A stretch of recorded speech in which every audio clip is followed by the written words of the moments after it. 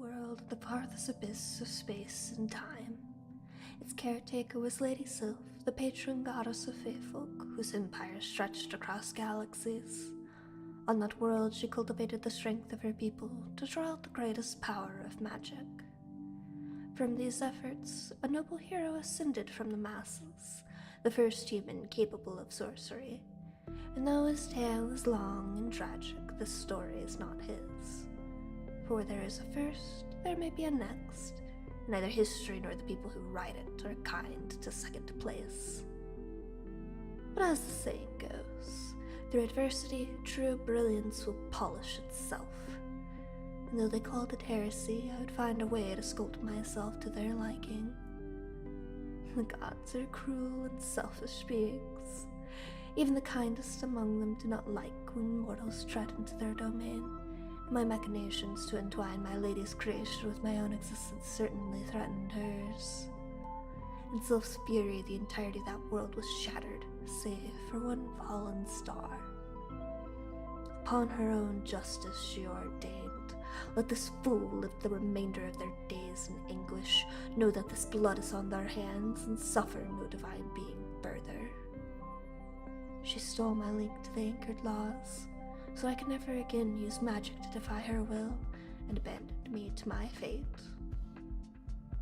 Most gods are so short-sighted that they can only weave the threads right in front of them and fail to look beyond to the full tapestry. But there are a rare few whose great understanding was born in the visions of others, and in Sylph's misuse of laws, opportunity arose for their intervention. The goddess of chaos who wishes for an impossibility, and the god of magic who facilitates potential. They found me in the darkest of nights contemplating fate, and both offered me a kindness that no man would refuse. There is more than one way to bend the laws, and who would know better? So though I might only be a remnant of who I once was, do not delude yourself into thinking I have become lesser. I am no facade of who I once was. I have become something greater in every way. Do not think me weak, for you will find steel where others are mere glass. And if you believe me powerless, if you truly think you have taken my everything, oh dearest self, watch your back.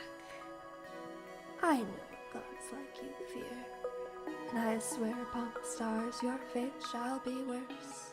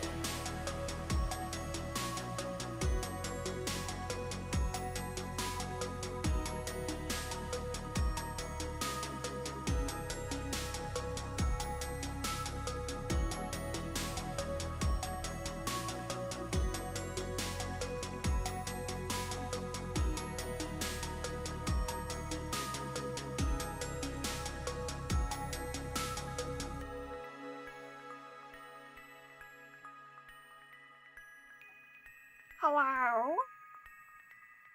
Hello? Are we live? Are we good? Oh, I forgot to check if my mic was working properly. 1 moment. Okay, looks like we're good. Sometimes the software that's running my microphone likes to occasionally, I don't know, just crash, I guess, is the best way to describe it. It likes to do funny things. But hello, how's everybody doing? Did you miss me? I missed streaming. Wah! Oh, right. I never fixed that. Let me put myself in the corner. Oh my gosh. I've been tired. That's why I haven't been streaming. I'm sorry. I've been extremely tired. Not for a lack of like sleep or anything. I've been sleeping plenty. There's been other things that have been causing issues. But yay, issues. But hello, I'm back. I'm alive. I'm vibing. I'm working on art for Kira today. And I'm moving all my thingamajigs around so that I can make sure I can see everything. Because I have this big Word document that she lovingly crafted for me ages ago to reference from for this background. And I'll be working from that. She's already approved my sketch, so all I'm doing now is working on line art and all that jazz. Yeah, that's a good way to put it. It was like a slow decline after after the big debut day. I did not realize how stressed I was and how tired I was, and it was just like me clinging to the hope that I was just fine for far too long, and then crashing and burning. And then just having to sit there and go, yeah, okay, it's time to nap now. So let that be a lesson for everyone else. I thought I rested enough. I very much did not. You good? Marjorie, stop cornering her. Oh my gosh. Hold on a second. Hey, what was that all about? That was a big hit. Sorry, I had to break up the girls. They were fighting. But yes, hello Philip, hello Beans. Marjorie makes some interesting choices for her life. I don't know what she wants from her entanglements with Miss Mia, but every time she wants to cause problems, and then she gets very confused when problems start occurring. She's just very silly. Very, very silly. Mia, are you gonna come over here and complain? You can come over here, baby. I've made room for you. Okay. So context for this. This is my gift art for Kira for helping out during debut day. And what she wanted was a background with a bunch of like prehistoric plant life. Lots and lots of old plants that you don't see on a typical basis these days. So she gave me this big beautiful document of all sorts of plants that she really likes from that time period to combine into a thing. And no, they do not kiss. They do not kiss and make up. Marjorie makes trouble. Mia hisses at her, and then Marjorie's just like, What? I'm not touching you. I'm not touching you. Why are you getting mad at me? I'm not touching you or anything. And then it continues in that cycle.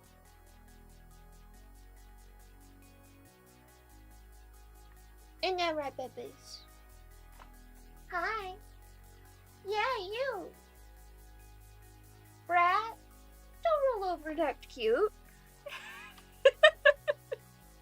Very much sibling behavior. I know they can tolerate each other. They do tolerate each other just fine. Marjorie loves Mia. It's just, she very much pisses off Mia at the same time. There's the one I was looking for. Let me just make that bigger.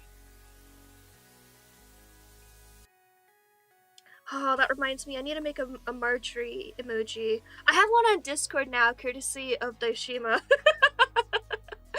I sent him a picture of Marjorie and he cut her out for me, which was just an incredible gift. Hi. Hi, what are you doing? You gonna come over here? That was an invitation, baby. She's so stupid. She's just so stupid. Let's see. Is this the right reference? I thought this was the right reference. Now I'm second guessing myself. This is the one that has like the little weird flowers, right?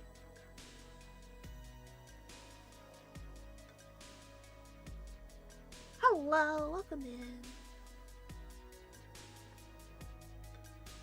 I mean, people can use them on the Twitch side. It's just, YouTube stinky about monetization.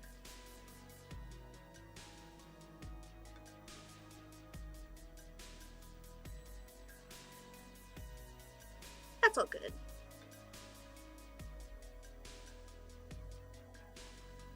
Thank you. I'd like to get a significant portion of the line art done today, at the very least.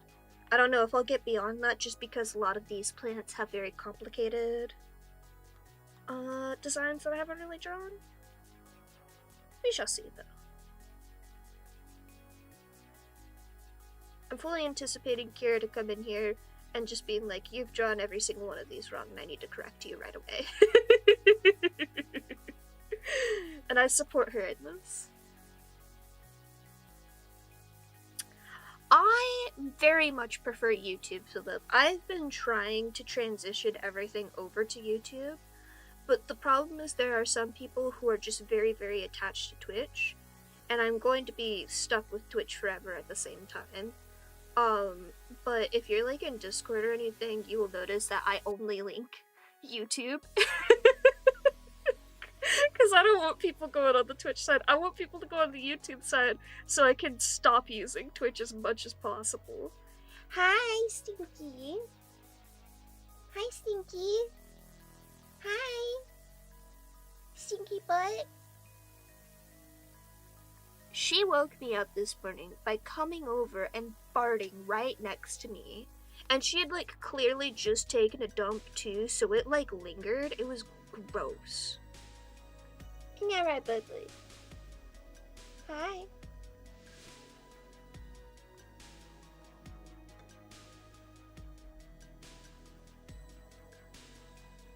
I am really upset by Twitch just like degrading. Like, it's been degrading for a while, and then every once in a while they like take an axe to like something they've done that was good again, and it's just like, hello? Why did you do this? Like the recently update to a bunch of icons to use fucking AI generated bullshit for them. It's just like, why did you do that? They were fine. They were functioning. No one gave that much of a shit about them. You didn't need to change that. Why did we all have to start fighting you on this? This is stupid.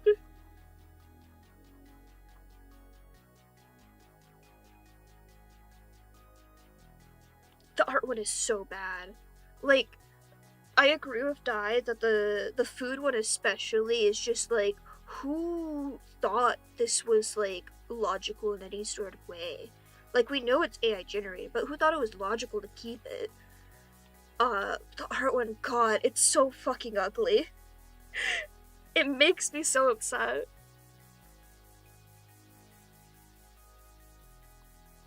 Yeah, I feel that.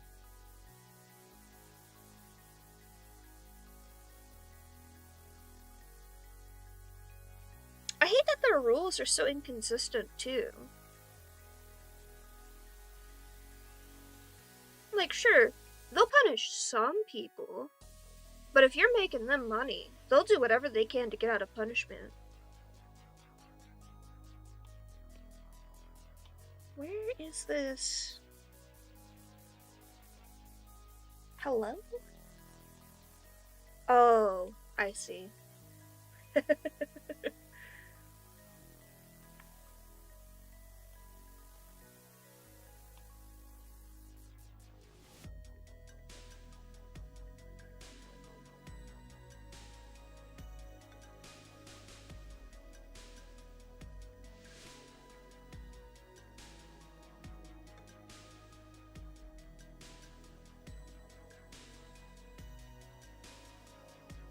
This is supposed to be in the new style, but when I'm doing backgrounds, I actually find it very difficult to do line art for backgrounds, so I'm going to try blocking out everything and then just adding the line art last. I know I can do it, it's fine, but it is going to be a bit confusing, I'm sure.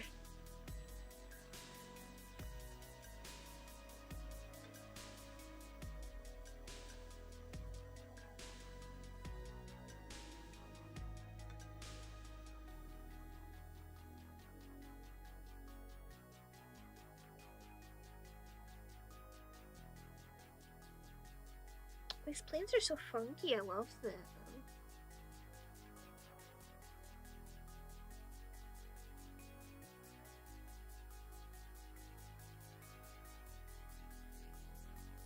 Hi. Yeah.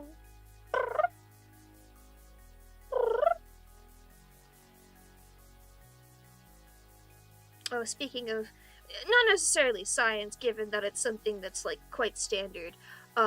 But I was having so much fun the other day. I got embossing powder a while ago. But I kept forgetting to get the stamp pad for embossing stuff with it. And I finally got that too, so I could finally play around with it. And it is so fun, but holy shit, it is so messy. It's like glitter, but worse. It's like mica powder. If you've ever played with mica powder, it has the same qualities of mica powder, but when you use embossing powder, you stamp something with the clear embossing like glue stuff, and then you sprinkle embossing powder on it, like you would sprinkle glitter on like glue or something like that.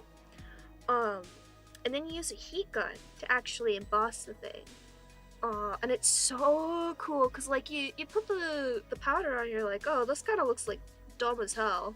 Like this looks ugly as hell, and then you heat it up and it melts and it looks so cool.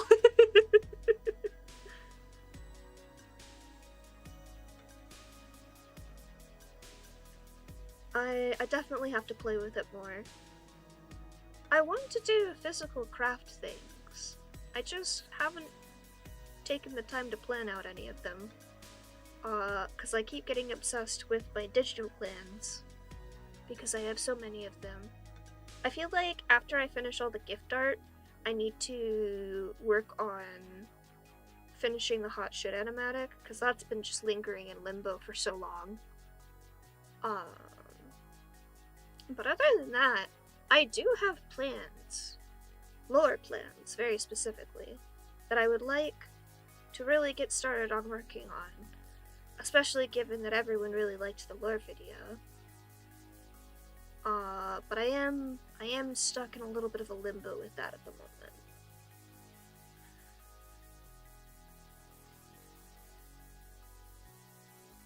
We'll get there one of these days, though. All of the puzzle pieces will come together,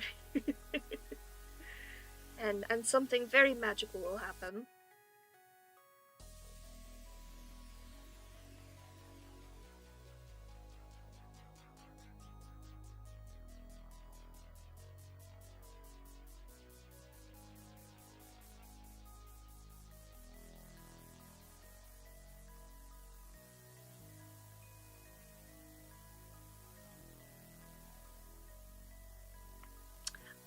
The main character in that is Pluto, and then the additional characters for the next portion of it are Jupiter, Sol, and she doesn't have a name, but she's the black hole. Or there's the two black holes, actually. The second one, I believe, is Sagittarius A star, which is the black hole in the middle of the Milky Way.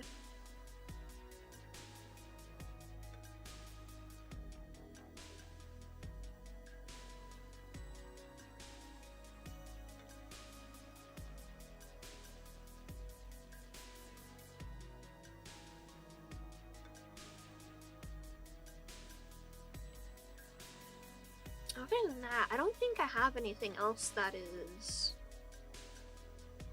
something I've promised. I've had like the idea schedules that I've posted for various animatics, but none of those were guarantees other than finishing hot shit.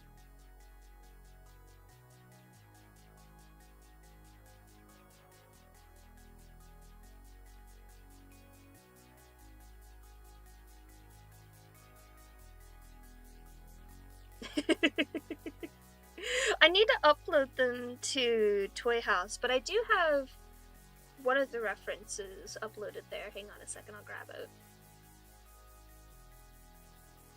I did do a little work on Toy House, but it's not complete still.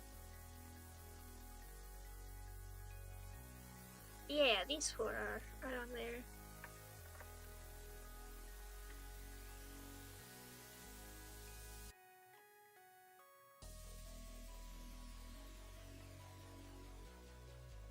Marjorie, your big butt is in my way, ma'am. What are you gonna do about that?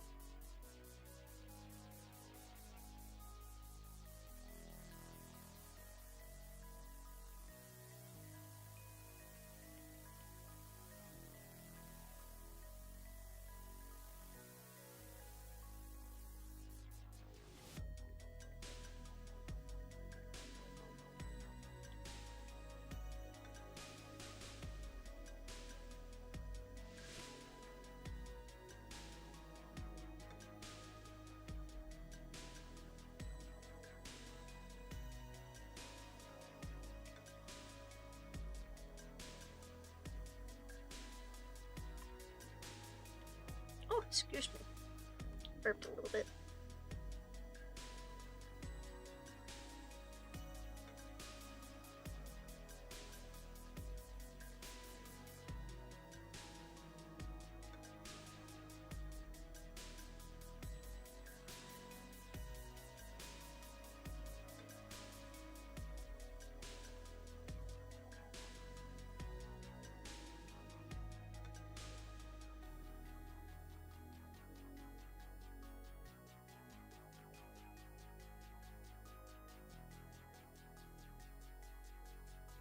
Yeah, I'm really gonna have to approach this differently from other backgrounds.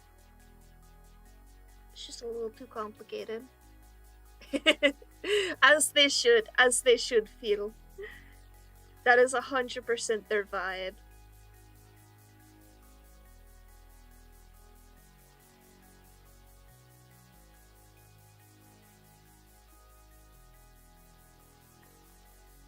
Are you cozy, baby?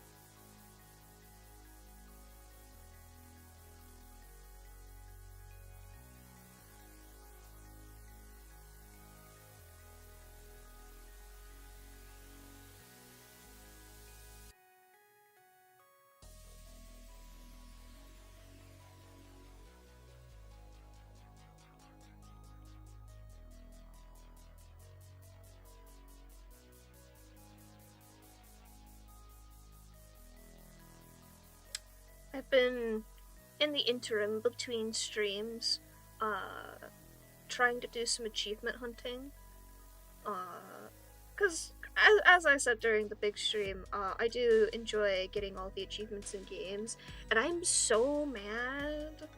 Oh my god, I was trying all day to get this one fucking achievement in Long Live the Queen, because it's the only one I have left, and it's literally just a specific death that I have to get.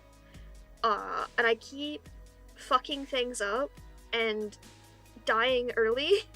Despite following guides. I was following a guide and I was like, okay, I got all the things I need. I could just like skip through, right? Wrong! I can't do that. Someone will murder me. It's like, oh, this check isn't important. I don't need to worry about that. Nope, I do.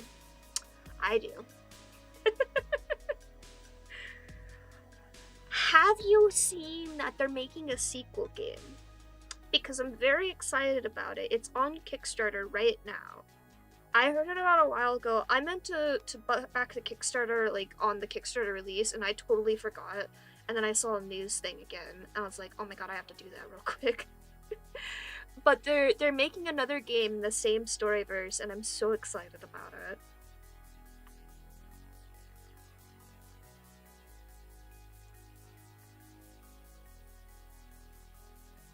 That's definitely one I've got to play on stream, and you guys will finally get to see my maniac note-taking process for a new game.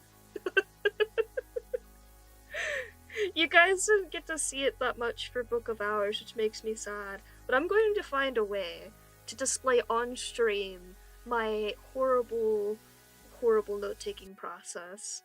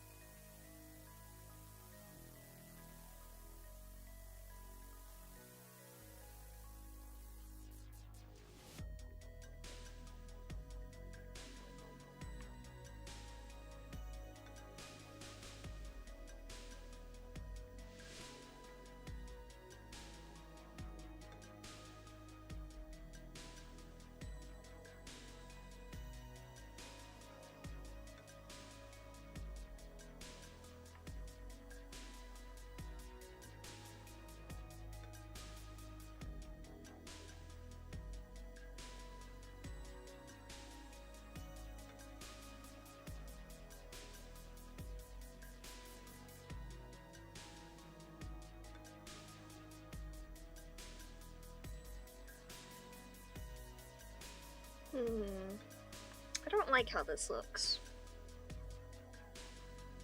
Oh, yes, I think I did pick that up on Steam already. I just have a bunch of art things to do before I start playing games on the stream. Yeah, the Cosmic Wheel Sisterhood. Yes. It just needs to be installed.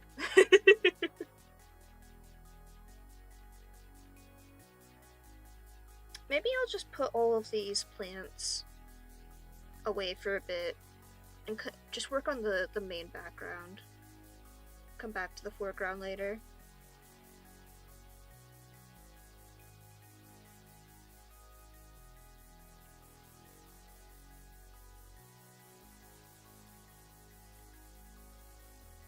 I'm gonna have to change colors a bunch, I'm sure, but I just need some base colors here.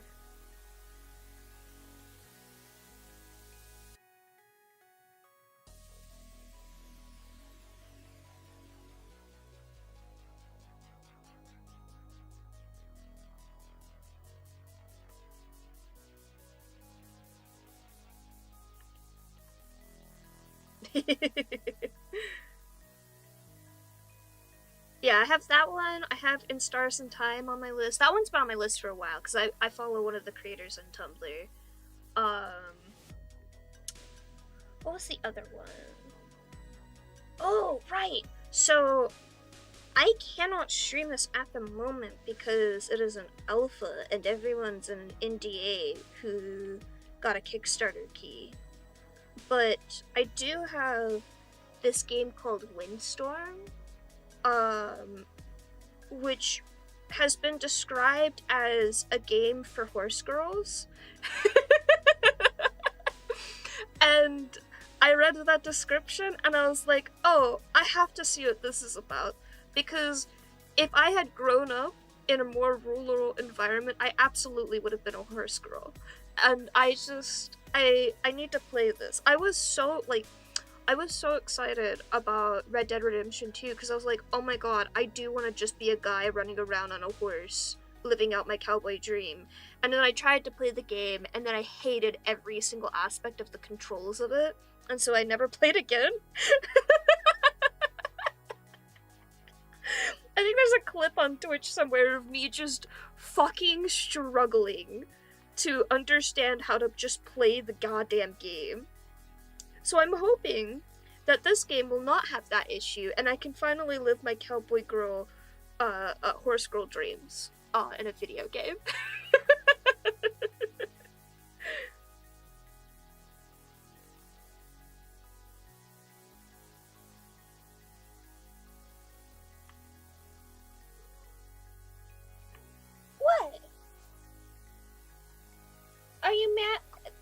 is my desk, ma'am. You do not get to shove me away on my desk. You invited yourself up here, young missy. Any room that you get is a fucking gift from me. How dare you? She tried to shove me away. Unbelievable.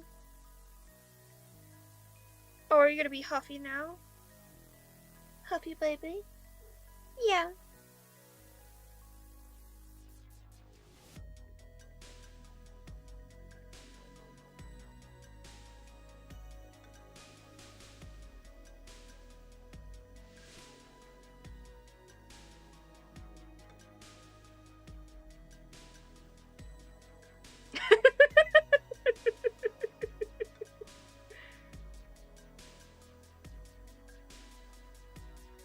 I'd like to think that, like, in my defense, the controls were really bad.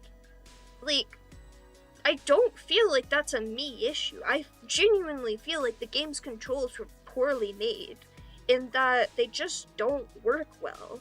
And maybe that's just me personally being frustrated with the way that Unreal has, like, player controls working. I tend to very much dislike games that, like, I'm not sure how to describe it other than they take control from you. Like the way that Assassin's Creed works. You don't trigger every single different little type of leap in Assassin's Creed. The game decides what to do when you run into an obstacle and you hold the, like, parkour button or whatever the fuck it is. At least in the ones that I've played. And I personally find that really, really difficult to work with. Like, I, to my understanding, it's supposed to make the game simpler. It does not. It makes it harder to play because I don't have full control over my character. Comparatively, like for example, in Guild Wars, like, I have to turn off, dodge rolling. But then, like, I have full control over my character, so the parkour isn't that bad. Unlike, then it's a skill issue. Then it's just me being bad at the game.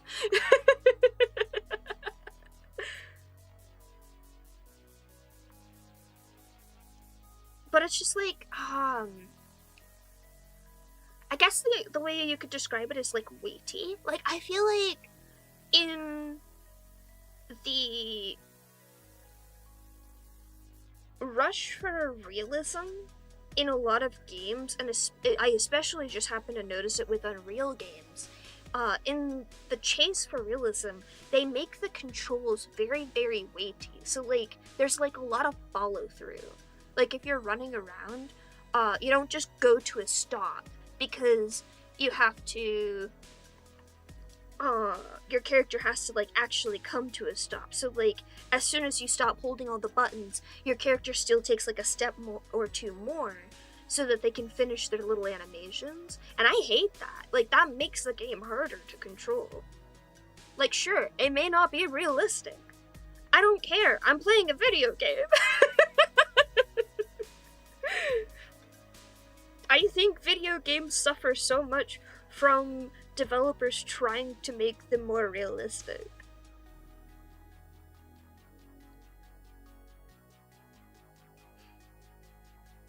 Meanwhile, you have incredible fucking games like Deltarune that are just like, no, yeah, the mechanics are like a tangible part of the universe that just exists. Fuck realism, I make up my own reality. And I think that's great. No spoilers about the new Deltarune chapters in chat, please. I have watched them, but other people may not have seen the entirety of the two new chapters. But I will say they're fucking incredible, and my favorite character came back, which was... Oh, I'm so happy.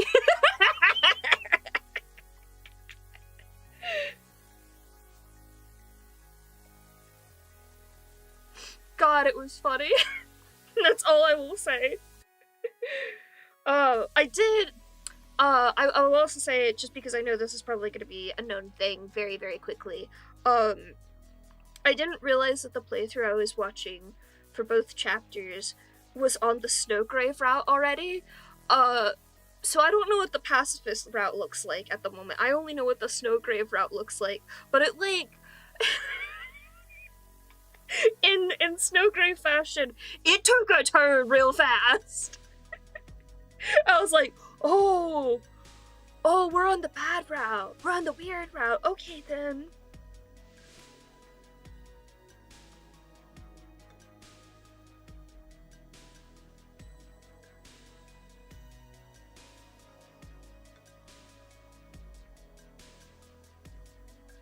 But yeah, I have to go back and watch a pacifist route again.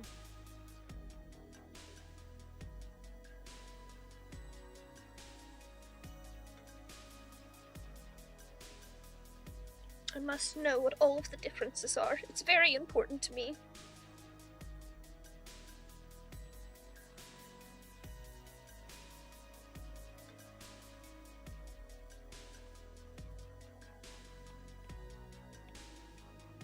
I'm already seeing people finding little secrets and stuff in it too. Which, one of the ones I found was very, very funny.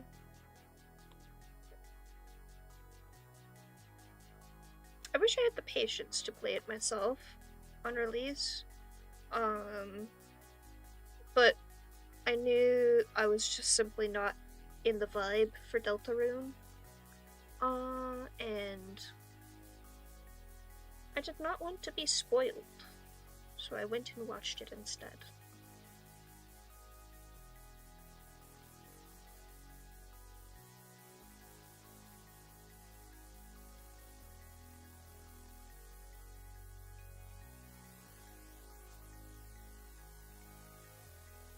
They don't, but I also think that there is a place in the world for game studios being so large. My frustration with AAA studios is not that AAA studios exist, it's that AAA studios go for such a specific aesthetic in every single video game, because only AAA studios can really achieve that level of realism at the moment due to just how many resources it requires. And I don't think it adds anything to the game. I think that it makes the games objectively worse, when they could be using significantly less resources in much more, like, intuitive ways for video games to create something very beautiful. And I know there's proof out there. I feel like Hi-Fi Rush is, like, outstanding proof that if you get a AAA studio to just make something unique and fun, it's gonna be fucking incredible. And there's other examples out there, but Hi-Fi Rush is the one I use because I believe it was like a Bethesda studio one. And it's just like, look at what you've done. You've created something beautiful. You've created a hit. And then no one does it again. It's just like, okay, well, I guess fuck all of us, I mean. And there's other examples, like, beyond all the bullshit with just Nintendo in general at the moment, I feel like Breath of the Wild is another really good example of, they saw that they had a, like, an entire style that they could use that people really liked, that really fit what they were trying to accomplish in the game, and they refined it in such a way that made it even better than it was before. And I know not everyone likes Tears of the Kingdom, but I feel like they just added to that with Tears of the Kingdom. Like, they refined it even more. But no, we have to be realistic. We have to have grim, dark, gritty old men doing bullshit, dumb shit. And I'm tired of it. This is not the same as the one person who complained about Disco Elysium, by the way. Disco Elysium is another example of an incredible fucking video game, where they said, I'm gonna be stylized, and I'm gonna do some weird shit. And it was great. And then the studio itself was apparently garbage, but all of the employees were great. I don't really know all the context behind that.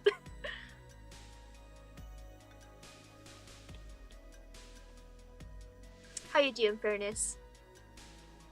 I'm complaining about stylization again.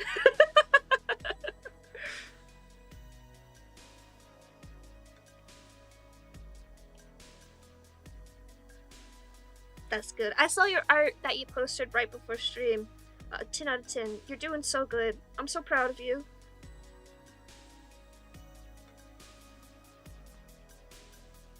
Keep it up.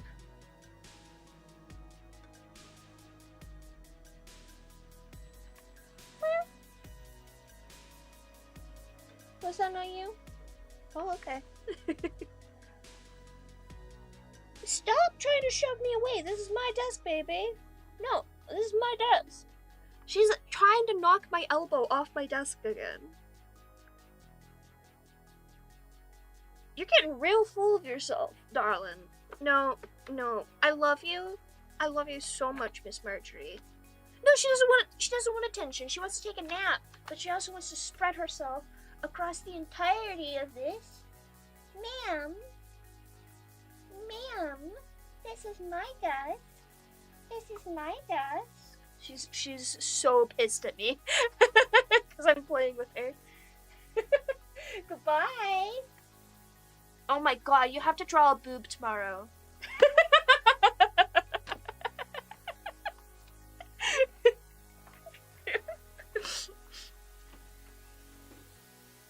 It's required if it's day 69 of art practice.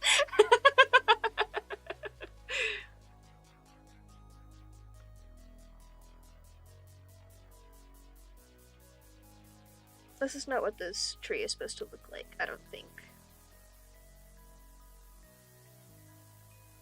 He's just looking a little funky.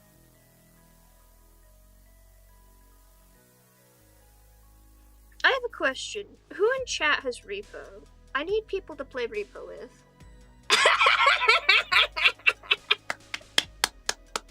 Do not post that in the art channel. We are strictly safe for work in my server, but just know that I do support this endeavor.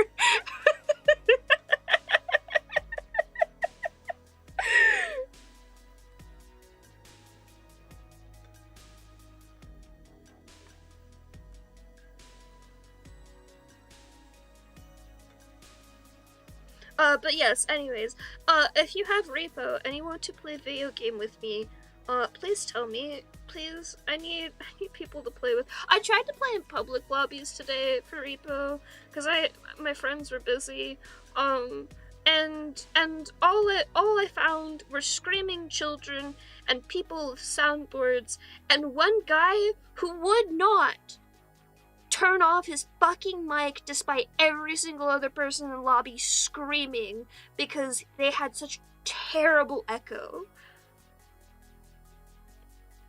And then I finally got in a lobby with like semi-normal people, but one of them apparently was a small child who decided that their ultimate goal in life was to wait until we'd gotten like a bunch of really valuable things in the cart and then come over with a fucking bomb and explode every single thing.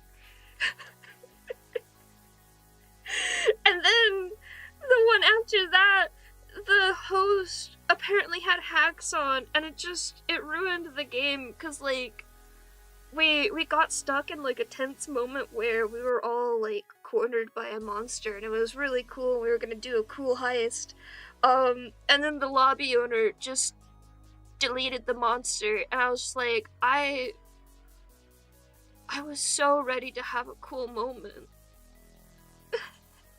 You're ruining my fun. And I'm not against cheating in games. Like, I think it can be fun to cheat in games, but just not like this. The game's about running away from the monsters. You gotta leave them alone.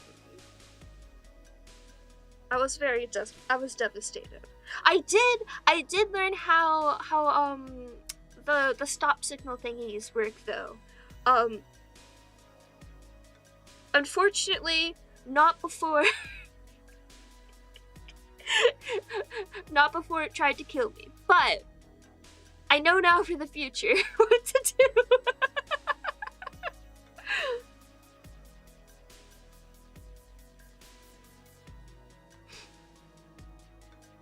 I may have done a whoopsie and nearly killed everyone in the lobby. But in my defense, this is only my second time playing, and I wasn't trying to kill everyone. I was actually just trying to play the game. And well, sometimes people are stupid, and I am also people. It was like I found a boombox. and this is like a Lethal Company type game if you're not familiar with Repo. So like the monsters, they can hear you if you're like talking or if you're like making noise in the game or whatever. And of course, when you pick up the boombox, it starts playing tunes. And it's great because your little guy starts dancing, and I was so excited. I was like, oh my god, I have to bring this back to the group. This is the cutest little thing. And so I start walking back, and I'm just jamming out to tunes, and they're trying to get the stoplight into the little repo thingy-majig. And then I show up, and I'm like, hey guys, look what I found. And then all of them turn, and then apparently right behind me, there was just a fucking swarm of monsters that came in and broke everything. And I was just like, I'm so sorry. I just wanted to share my joy. And then, like, everyone died except for me and one other person, and we were like, okay, let's try to, like, clean up this lobby and, like, get to the next level or whatever, and then the host left. I was devastated. I was like, oh no, this was my fault. It is very fun, though. Like, if you were interested in Lethal Company, you would have a lot of fun with Repo. I feel like it is,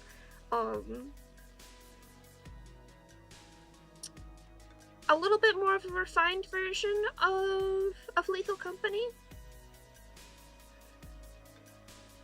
I also found it just personally a little easier to play. The aesthetic in Lethal Company, and the settings that you were given in Lethal Company, keep me a little bit too on edge and anxiety driven, but I could play Repo solo.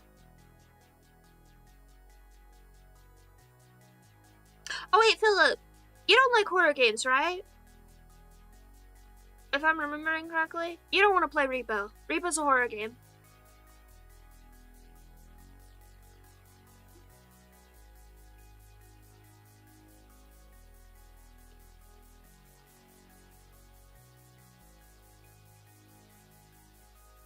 Also, yes, it was joy. I was so fucking delighted. I was like, oh my god, the boombox plays.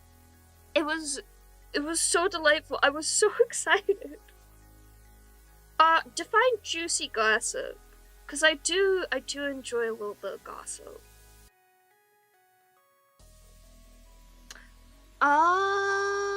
Okay, then yes, you could play this. There's somebody that was like really hated horror, and I don't remember who it was.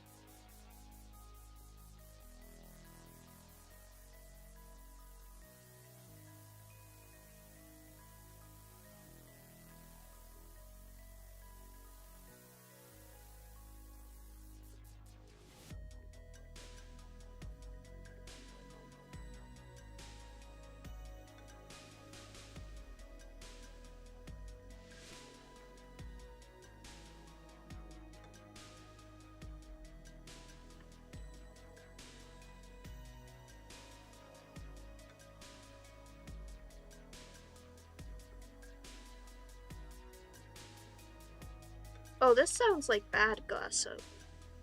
Oh no.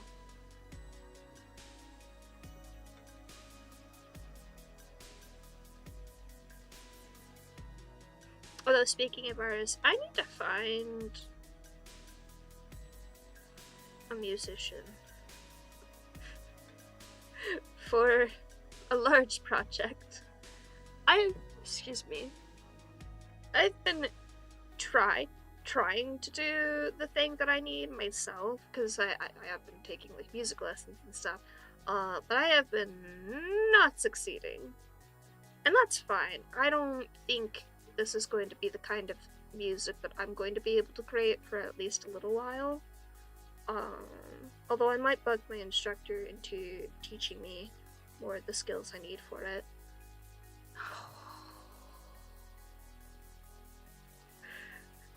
Don't even think of suggesting it. No, I've been looking on VGen today, listening to various people.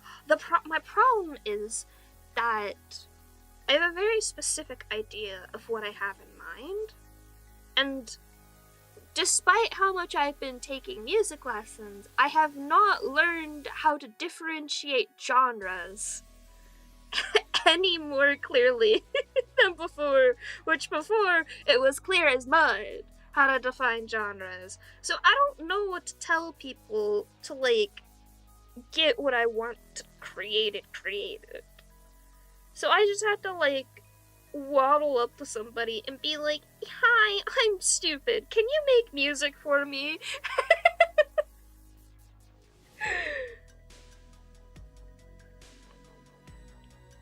Because the other problem is I just don't know any musicians who are willing to, like, sit down and fuck around for 2 hours with me.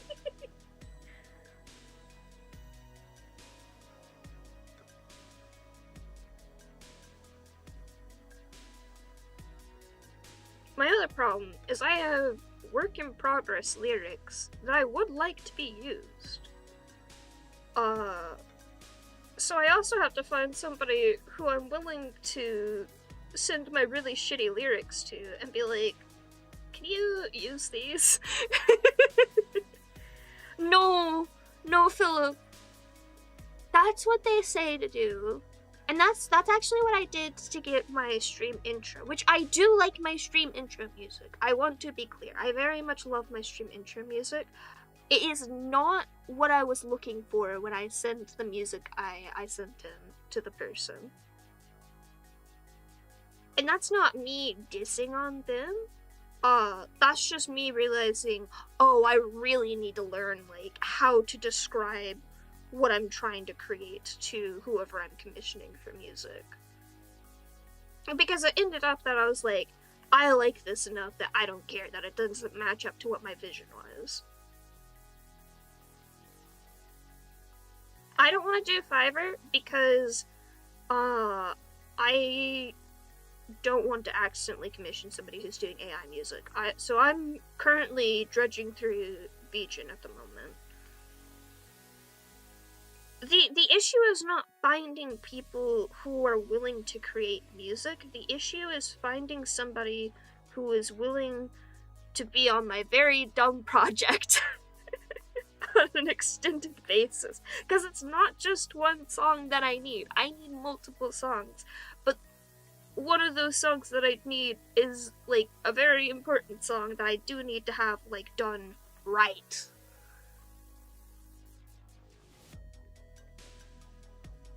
Maybe I'll just start with the smaller things. Work my way up as I, like, commission random people.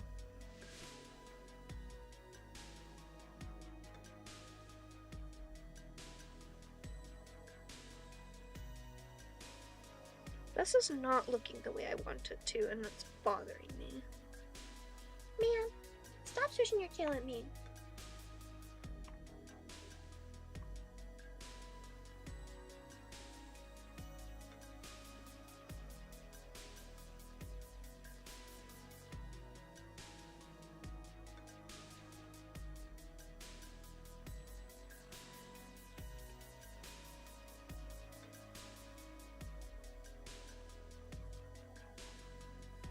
That is startlingly close to what I'm trying to create here.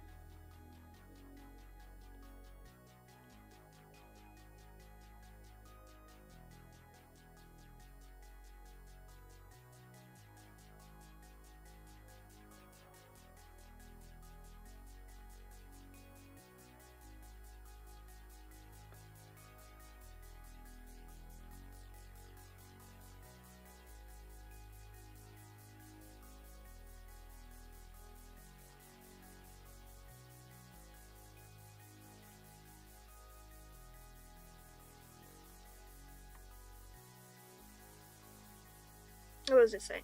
But yeah, like, I know of places I can go to find possible commission, possible artists and stuff. I have artists in mind even, but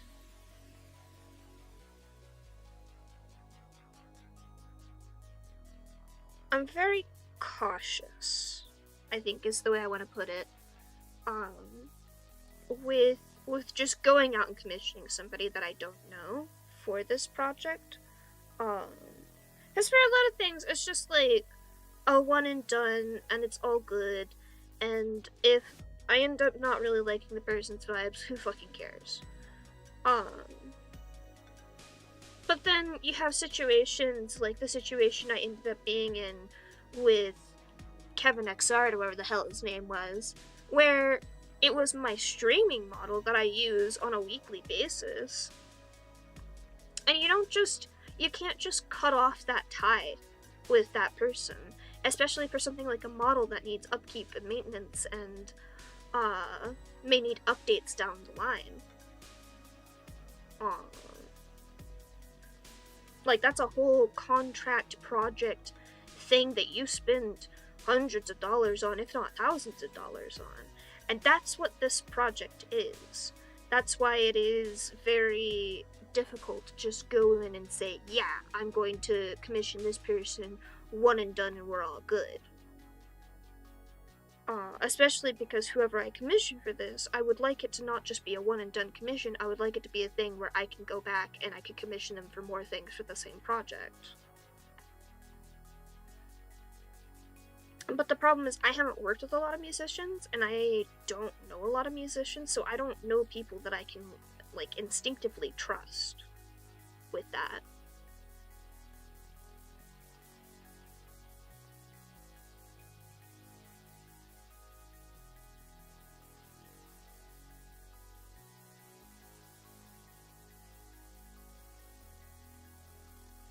And I also don't think going up to somebody and saying, hey, can we do a test run of a commission is gonna go over well.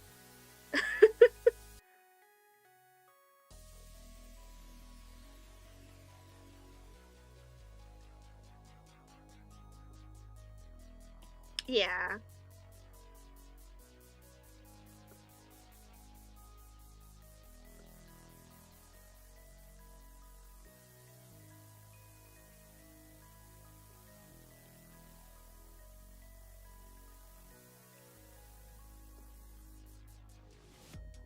I just don't have any side projects. I have things I could treat as, like, side things, but to be perfectly honest, when it comes to stuff like this, I only have one project. The big one. The big bahuba. What's the word? Starts with a K, something like that, I think. But I really do just have the one. Everything I do, when it comes to animatics, when it comes to little projects, when it comes to things I do for art, unless it is a commission that somebody else has paid me to do, everything I do for personal projects is all for this one project. Simply because it is the thing that it is the thing I want to create.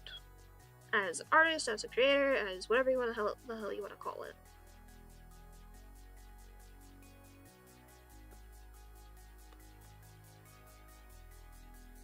I have trouble focusing on things outside of it. Even if I enjoy those things, even if I want to do those things, it's just background noise.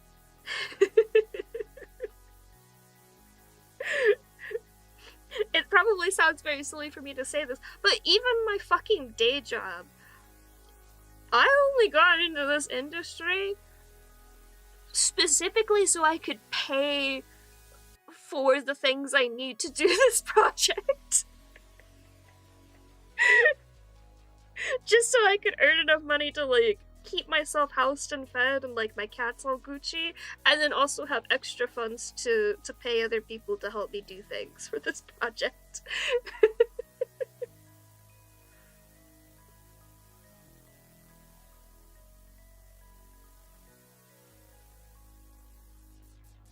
The nice thing is that means that I don't frankly care like how long it takes to do the thing. I just want to do the thing correctly. But it does mean that shit takes a while. I don't like how this looks either. All of this looks bad. What the hell?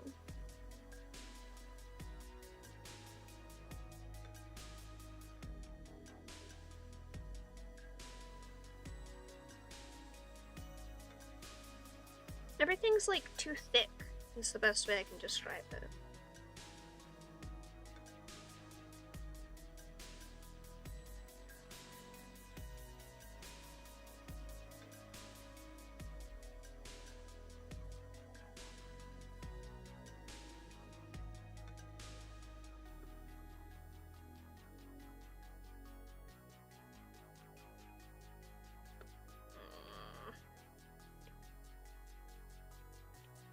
You know what?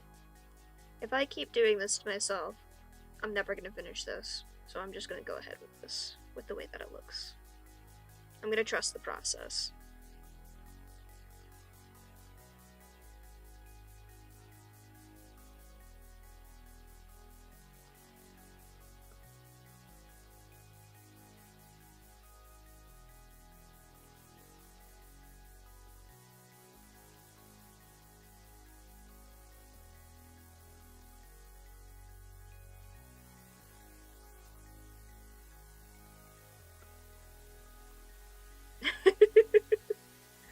Yeah, kind of. Hopefully. Hopefully it's just an ugly duckling stage, and then it all works out later.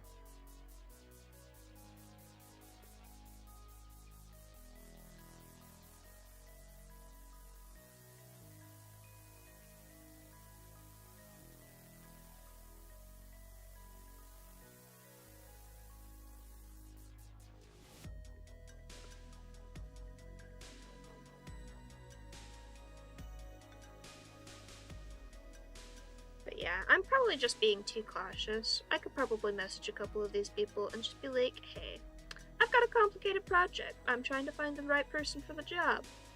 Can you do this one thing so I can test out how this relationship will go?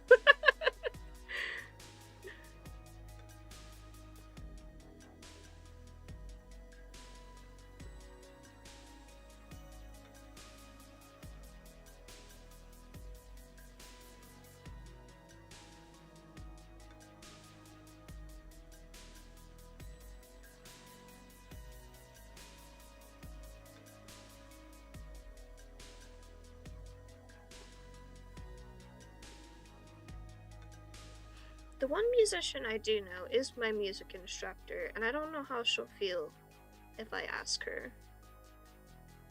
But I think I should. I think I should just be upfront and say,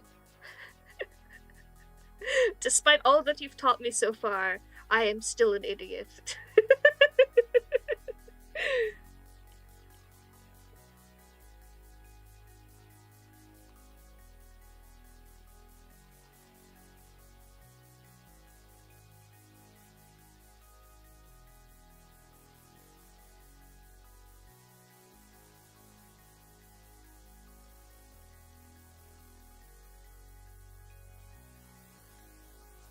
Maybe I will work up the courage and I'll message her today.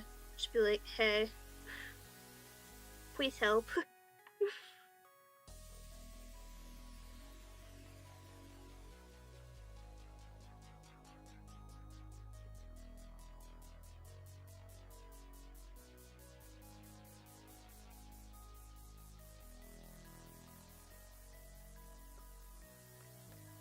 It's not that I think that I'll never be talented enough with music to be able to create the stuff that I want. At the very least, like, I feel like one day I will be adding my own music to the whole mishmash of whatchamacallits. Uh, but I don't want to wait for that. I want to do the things now.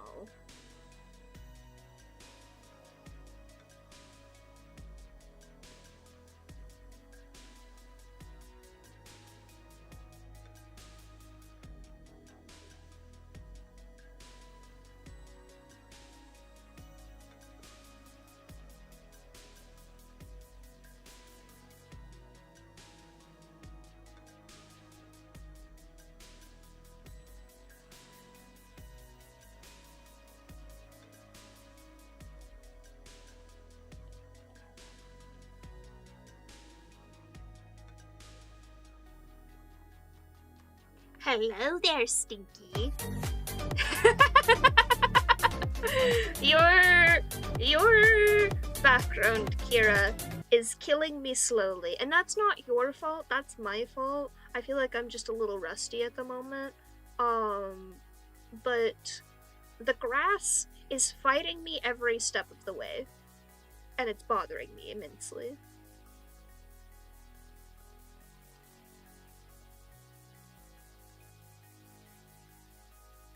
Stop swishing your tail at me.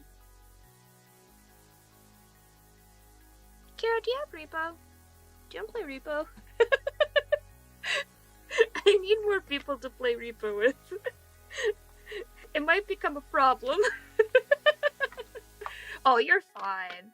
It's not even like the actual plants that you've sent me. Those are fine. It's literally just fucking normal ass grass.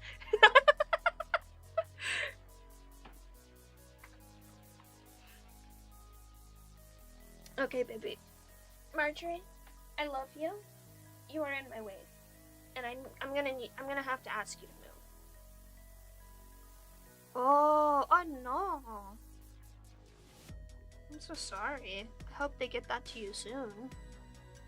Tell me if I need to punch insurance for you. Come here. Oh, baby. Oh, baby. Oh, you're so big. You're so big and fluffy, and I love you so, so much. But you take up my entire fucking desk. And I need that. I need my desk, baby.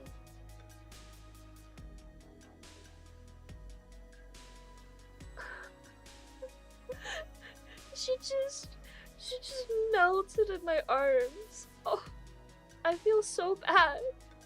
Why do you have to do this to me? You gonna go? No, you gotta keep going. There you go. Good girl. Good job. My foot is also asleep now. Oh, that's nice. Yeah, I like not bookmark. I like mark all the emails that I get.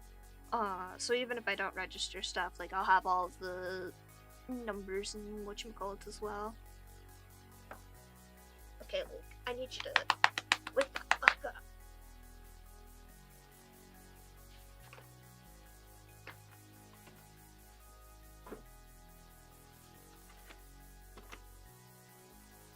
But yeah, just as a heads up, Kira, for this, I am blocking things out, but I will do line art over them later.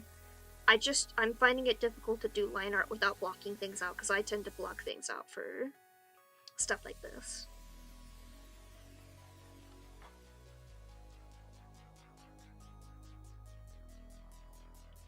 It just doesn't look right still.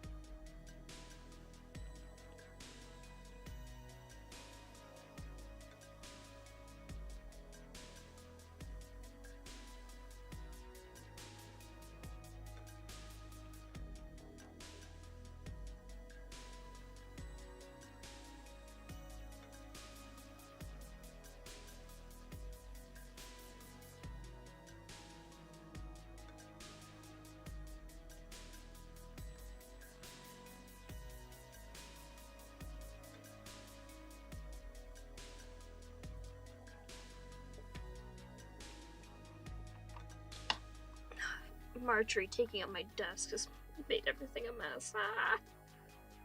Where's the plant I was looking at? Which one was this?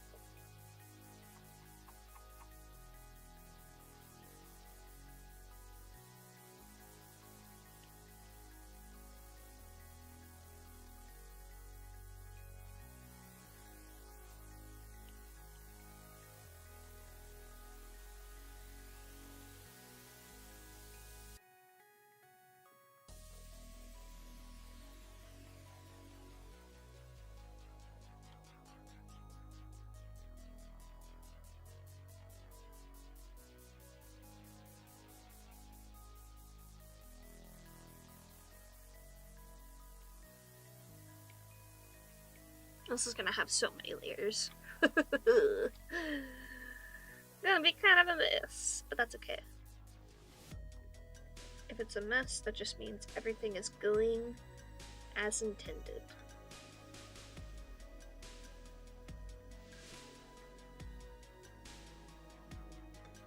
Yeah, see, like that? That looks bad. But it's technically correct. It's technically what I'm trying to draw.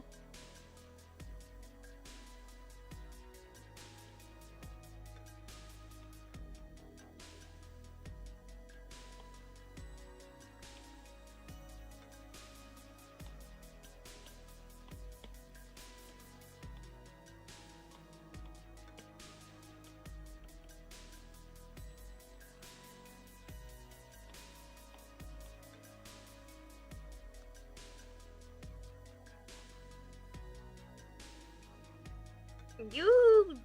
How dare you? I'll have you know, I touched grass just yesterday. And it wasn't because I just fell over on my scooter.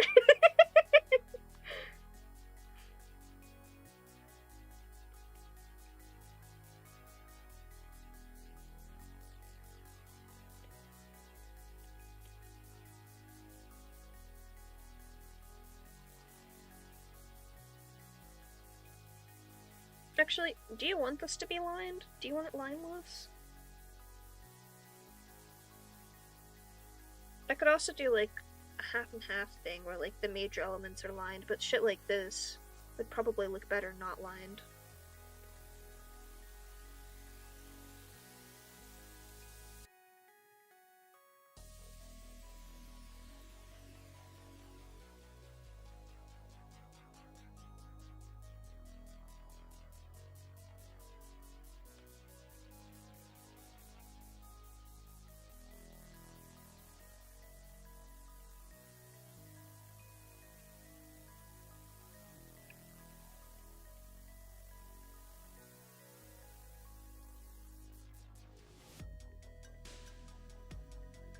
Okay, yes, I need to trust the process, because that looks correct now. That is what I've been trying to do for some of these things.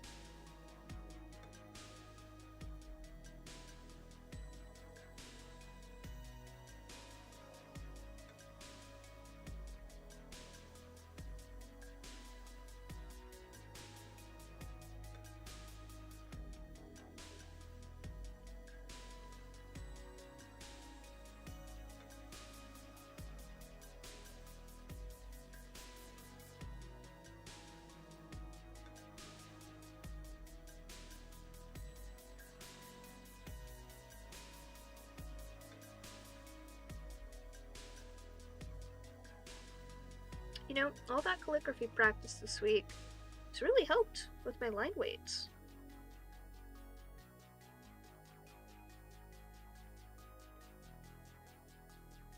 I'm gonna have to redo that one. It's easier to control, though. Heck yeah. These are definitely not the final colors before anyone freaks out as well. This is just me trying to get shapes. Because, like, I really like how this tree is very line heavy, but then, like, the ferns are not. I feel like it'll look good. I don't like this vine.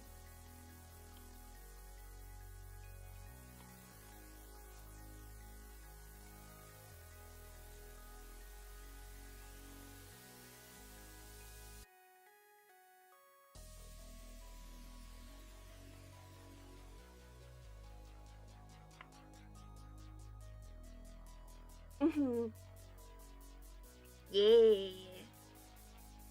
Actually, hey, Kira, you know a lot of people. Do you know any music composer streamers? in your incredible list of contacts.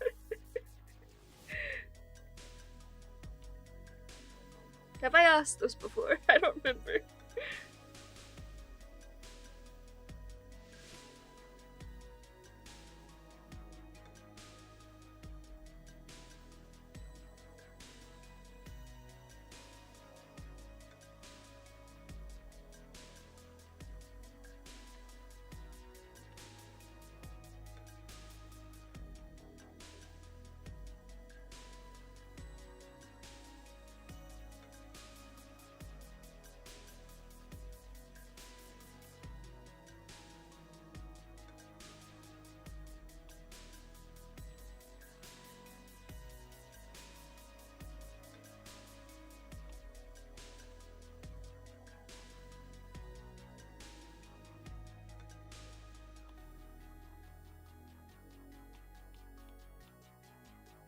Maybe I should just start raiding into them on Twitch.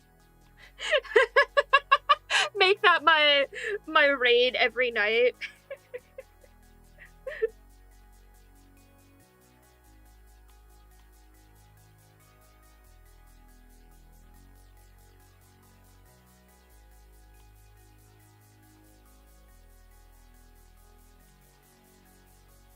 It's not a bad idea, honestly.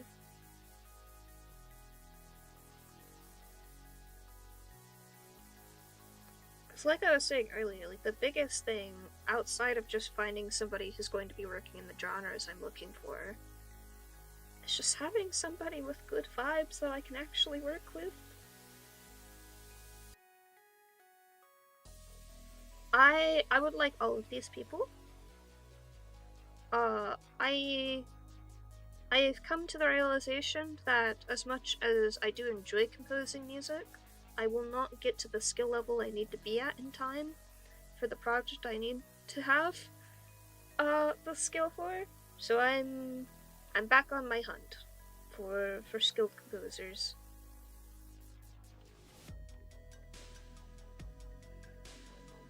Preferably people who are down to get weird with it.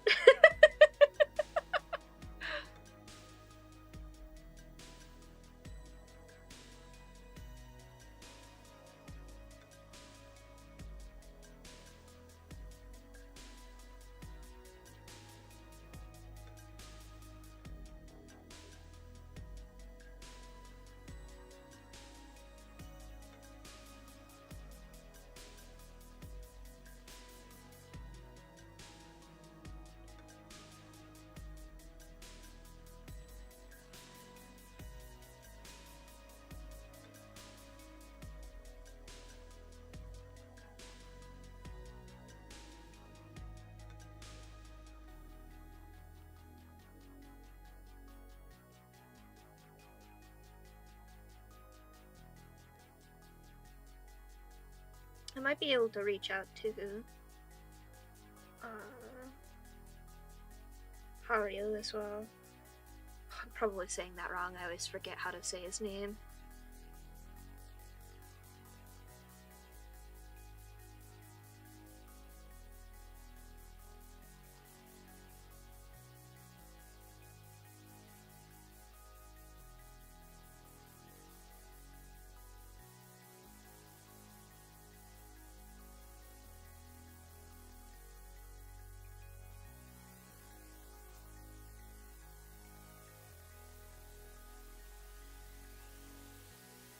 I would go straight to him or to Denshi again, but they're not working in the genre that I need, which is my main problem.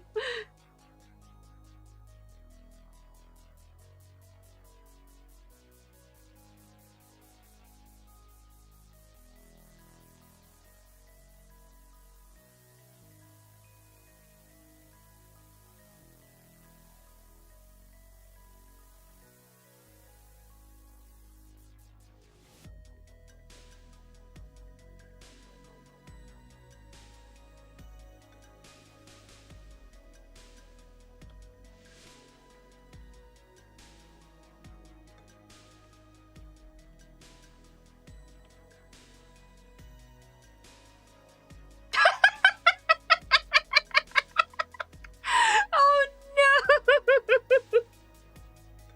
Okay, yeah, point me in the direction of that person, because it is not in that direction of weird, but I do have some odd requests.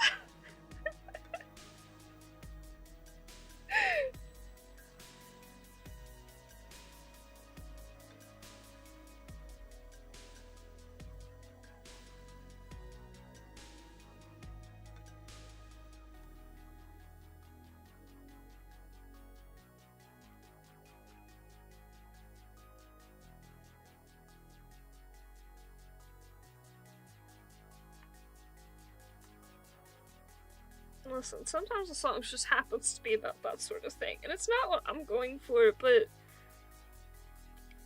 sometimes you hear that in a song and you go, you know what? I get why they had to do that.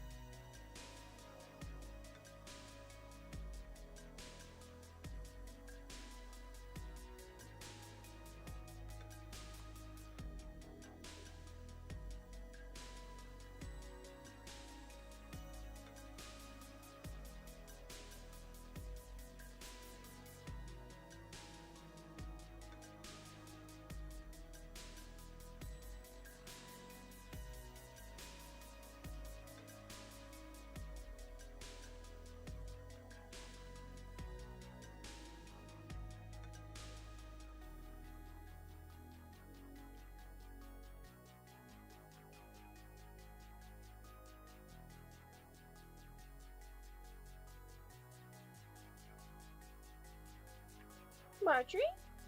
Is there something out there? Oh, is the lawn mowing guy here? Apparently he's supposed to come here today.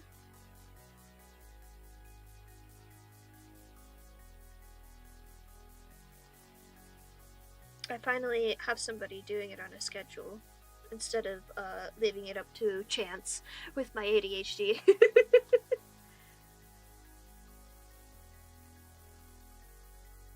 Plus my poor landlord's heart.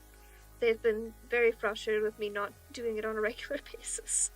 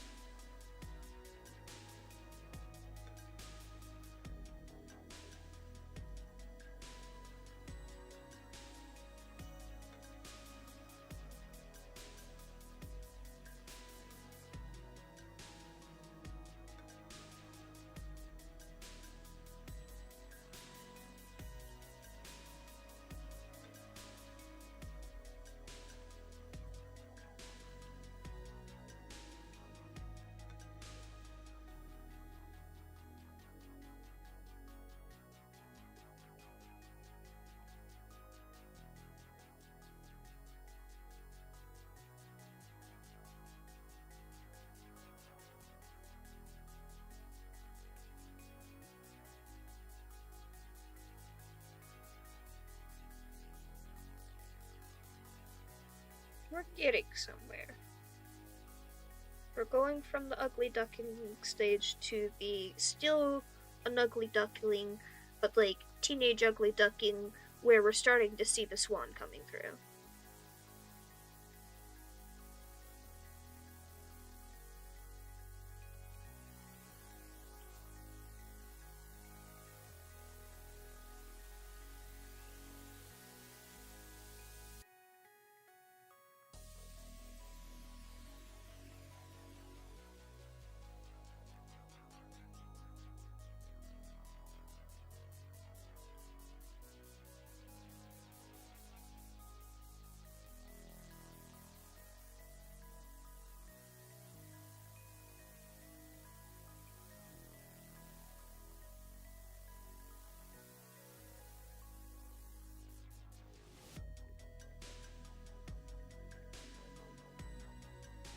Oh, that's on the wrong layer.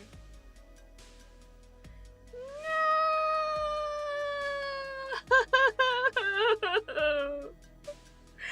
It's all on the wrong layer.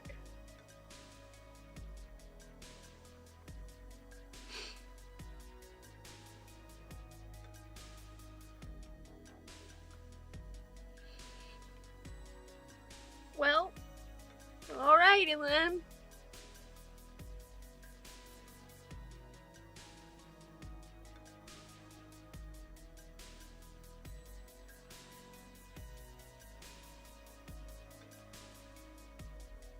So it goes.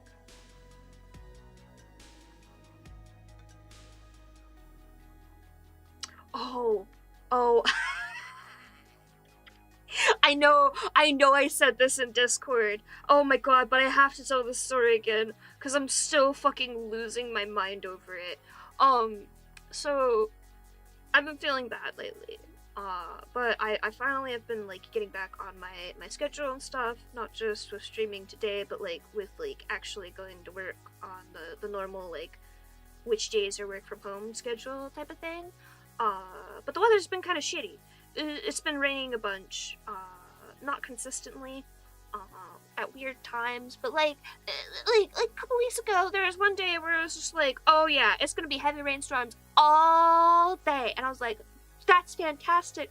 I have a massive migraine and I don't want to go to work today. And then it proceeded to rain for about 30 minutes in the morning and then not rain the rest of the day, and it was so awkward.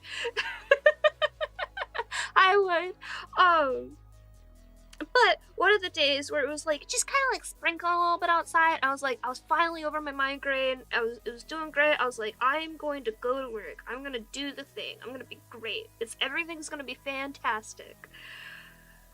Start riding to work on my scooter. I remembered to charge it and everything because I kept forgetting to do that too. It's been a couple of weeks. Let me tell you. Right there is all good, all smooth. I don't even have like a car like almost run into me like I do on rainy days typically because people don't fucking look where they're going. But it was all good. I start turning into the like turn directly onto the like the work real estate or whatever the hell you want to call it, land. Like the turn on, because they got like a whole like campus type of thing going on. Turn onto that. As I'm turning, I misjudged the turn because it's so wet out and completely just flop over off my scooter. And like I wanted to sit there for a little while and just like marinate in my despair. But unfortunately, right behind me was another car trying to turn in, so I had to like awkwardly scramble up and like shove my scooter over so this guy could go to fucking work too. And I'm embarrassed as hell because it's just like, great, not only did I completely beef it in the stupidest way possible, but somebody saw me beef it. Hopefully that person does not know who I am. So I put my scooter away, I go up to where my desk is, I start getting everything out, and like 2 minutes later, I get a message on Teams. Hey, Ambrosia, I'm with security, and I saw you completely fucking beat it on the security camera.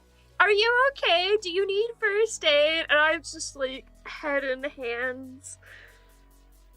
My fucking god. I can never win. I would like to also emphasize, I don't know who the fuck this security guard guy was. I don't know this man. He just decided of his own volition to, like, figure out who I was and find me on teams, which I applaud his efforts.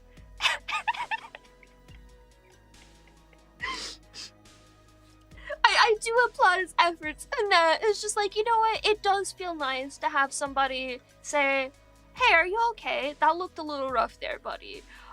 Especially because I've just been having a time of it, mentally. But also at the same time, I did not need to know that everyone in the security, like, section did just see me completely fucking beef it on my scooter.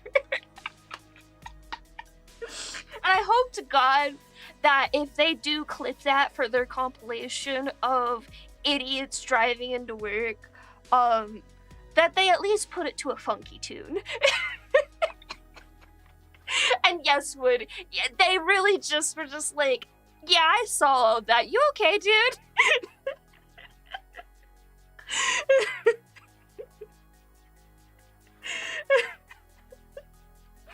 I am so just viscerally embarrassed by that. But, like, honestly, the thing that's been getting me is just, like, how did they know who I was? Which I think I did figure out how they knew who I was, given the way that security works at my job. I think it's very easy for them to narrow down who I am.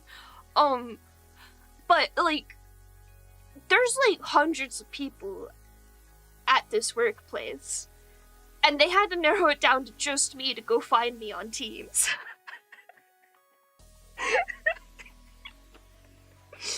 So again, I applaud this guy's effort for going, you know what, I'm gonna take the time to make sure this person's okay. But also, I don't like knowing that I'm watched every hour of the day. Like, I objectively know that this is happening. Like, they have to. That's security. They've got sensitive information that they have to keep on lockdown. But also at the same time...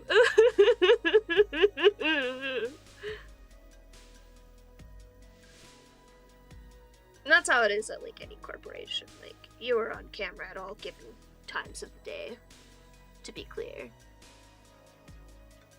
But I don't want to think about that.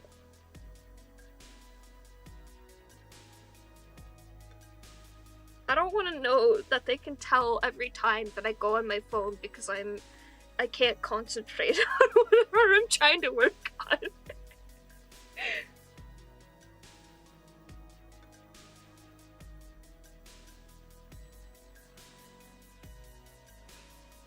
I'm just saying though, like,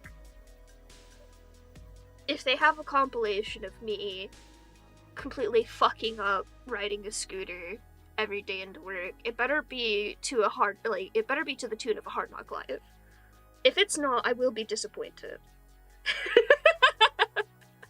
Because I know for a fact that's not the only time I've nearly fallen off my scooter at work. That's just the only time that I've completely just fucking flopped over. It was bad.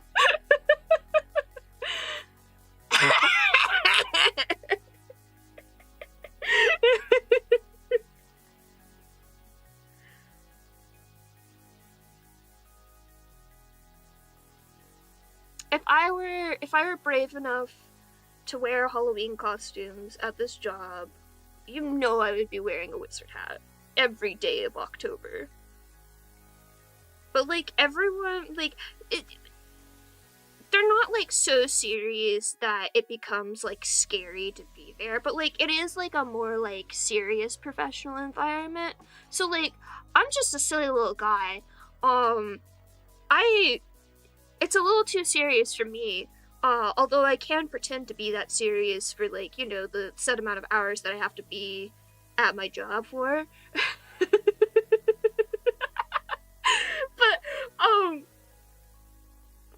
I recently volunteered to be like the front runner for this like documentation thing, and I know I'm gonna just end up cracking just a really, really bad joke. Not bad as in like, oh no, I should not have said that, but just like as one that everyone just cringes at. Because I can't handle being a serious dude for that long. I just simply can't. It's not in my blood. Yeah, like dad jokes, exactly. I was raised on dad jokes, and unlike my peers, I think dad jokes are funny as hell.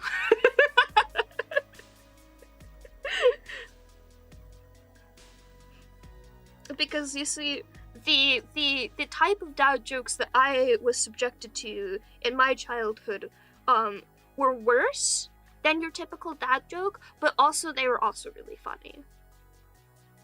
Favorite thing to do is completely randomly, you will never expect it when it happens, which is the worst fucking part of this, is that he has like the perfect like deadpan sarcasm voice, where you'll think he's being completely serious about something, but in reality he is in fact fucking with you. Oh, something just crashed. Oh, there we go. And so what he'll do is he'll be listening to you, and he'll be having a conversation, and he'll just be like, "What? What'd you say? Can you say it again? Sorry, I didn't catch that." And he will keep you going for like 5 fucking minutes until he goes, "Yeah, no, I heard you the first time. I was just fucking with you."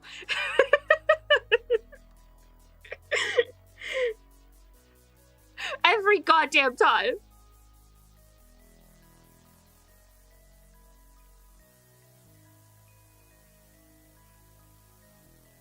And it's worse because he can also do that for like completely making something up, like being like, "Oh yeah, I totally know this thing and this detail and this detail and this detail and this detail," and like whoever he's talking with be like, "Oh my god, I can't believe this is a real thing," and he'll just keep going for a little while, and then be like, "Yeah, all of that was fucking made up."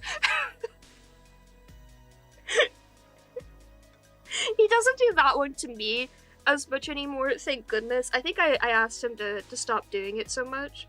But he'll occasionally tell me about how he's fucking with people at work with that sort of joke, and I'm just like, oh my god, Dad, somebody is going to punch you over that. And I will laugh. Like, I'm gonna make sure you're okay, but I'm also gonna laugh at you.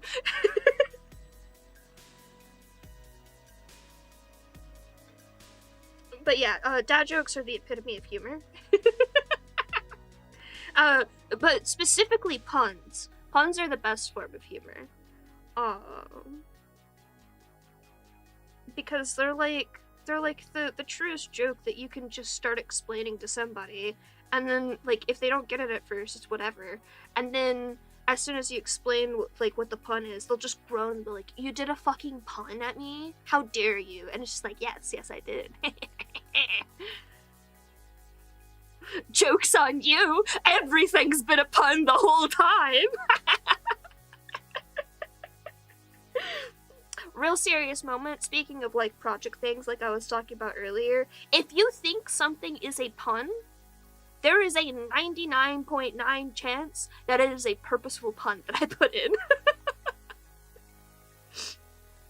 I actively seek more areas of my story that I can add puns into because I think it's funny.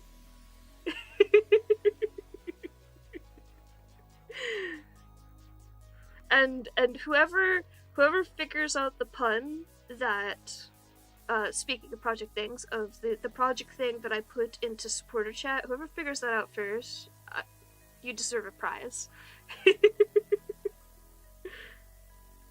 Because that one's a pun too. Right, Wood? Whenever somebody points out that I've accidentally punned, I'm just like, you've made my day. Thank you so much for informing me of this. I'm adding this to my vocabulary. It's now on purpose. The only time I don't pun on purpose is when I know somebody is like gonna be super annoyed with it if it's like a serious moment or something. But even then, like I have to stop myself. It's supporter chats. It's only people who are who have a sub on Twitch. It's basically just if somebody decided to give me something, they have access on very rare occasion to some random shit that I put in there. So it's not a whole lot of people. Just because I feel bad when somebody decides to sub on Twitch or something, and I'm just like, I don't have any perks to give you. Except for this one thing.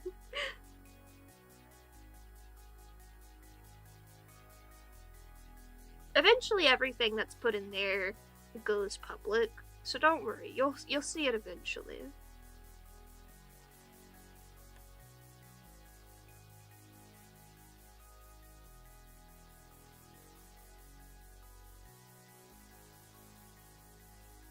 I don't like the way this tree looks. I like the way the leaves over here look. I don't like the way these leaves look.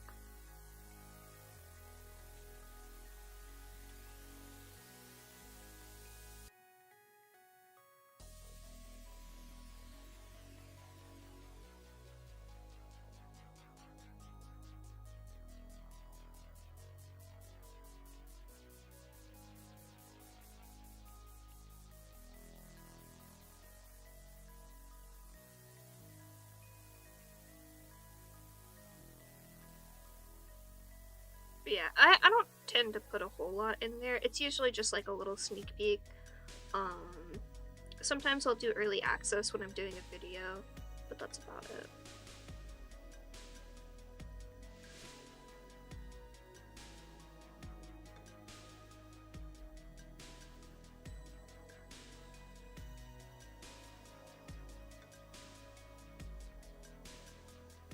I think when I am able to have members on YouTube, I will use that channel more often, because I will hook that into an API or some shit for YouTube members.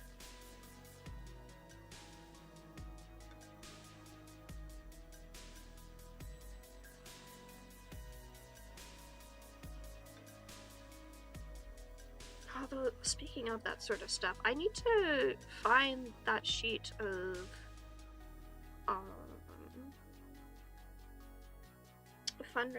fundraisers I was gonna donate to, because I finally got like the Twitch payout and stuff from all the debut stuff,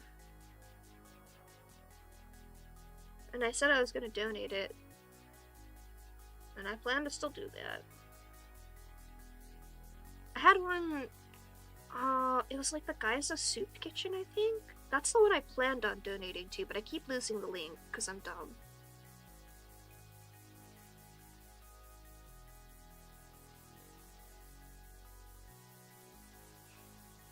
I swear, I saw it the other day, and then I forgot to save it again. I'll find it again on Tumblr, probably.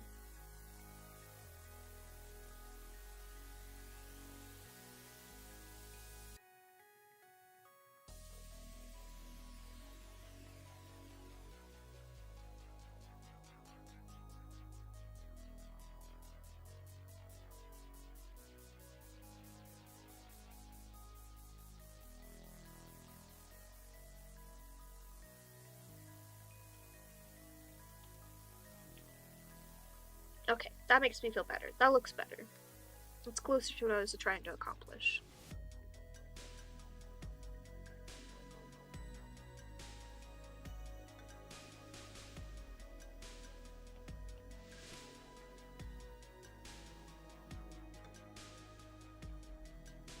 Right? Like, all the time on Tumblr, I'll like something because I'm like, oh yeah, I'll just, in like an hour or so, pull this out of my bookmarked likes things and save it in the proper place, and I never fucking do that. It's the worst.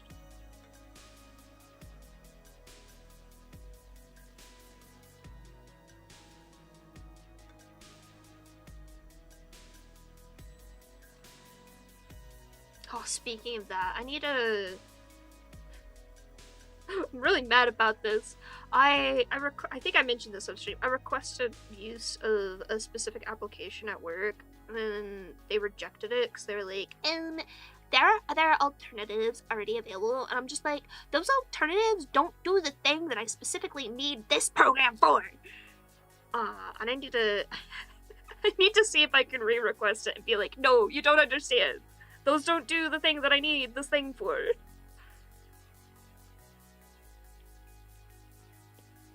I was so mad. I was like, you guys didn't read my request at all. None of the things do the thing.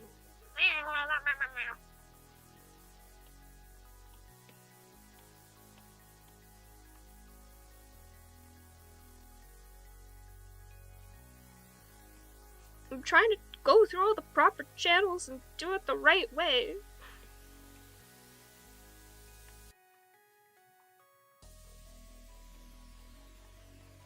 I think I technically have permissions to, like, install most things on my work laptop that are, like, reasonable things to install.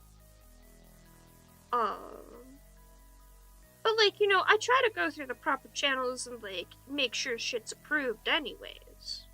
First. Like, that's the way you're supposed to do things.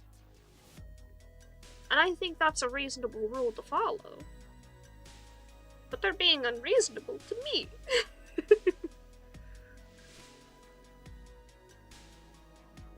Oh, that's funny. I need to learn Japanese specifically for their pun game, because every time I hear about a pun in Japanese, it is the funniest thing. I'm enthralled by them.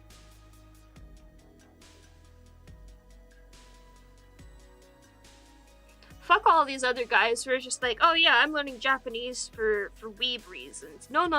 I'm here specifically for the wordplay. Also for the weeb reasons, but... I need to know Japanese so when Daishima finishes moving to Japan, I can go visit him.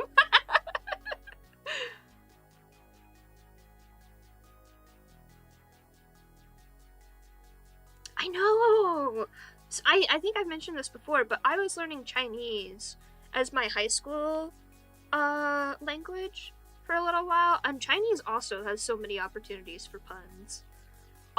With my very mediocre, like, level of understanding of Chinese, I was already trying to make puns in it.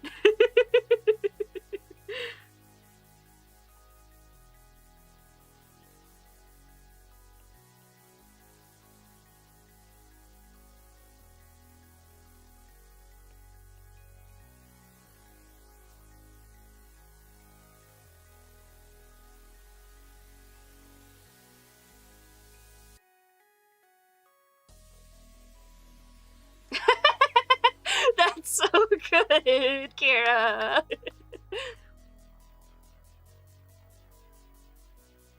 That is understandable, Wood. I found Chinese very intuitive for me to learn, because the grammar rules made a lot of sense to me. I was just like, yes, this all works so much better than English. But to be fair, I never got to verb conjugation, and I think the moment I get to verb conjugation is the moment where I want to throw the book out the window, probably.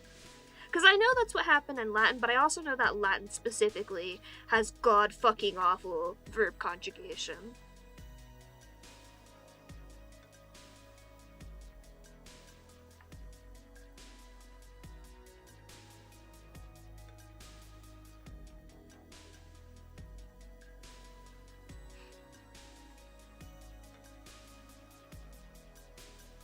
Yeah, I get that.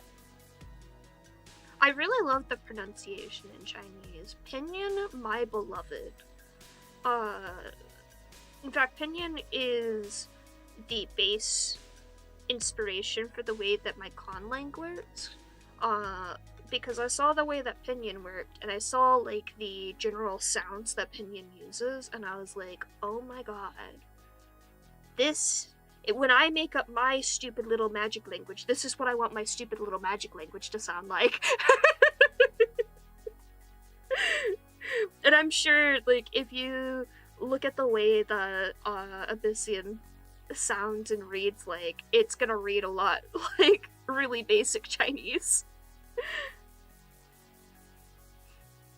Definitely not like it's the same words or anything like that, but just like the way that it's structured.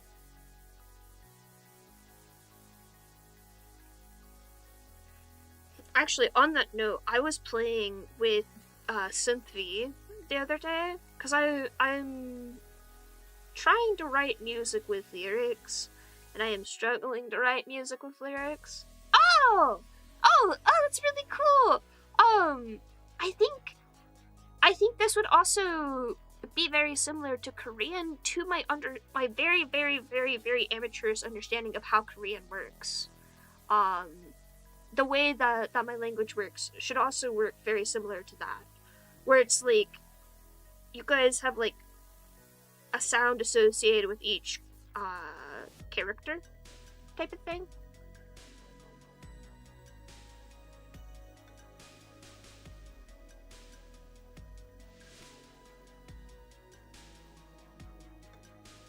Also, that's a mood. That's me in English all the time. I still don't know which way is the right way to say Kyra.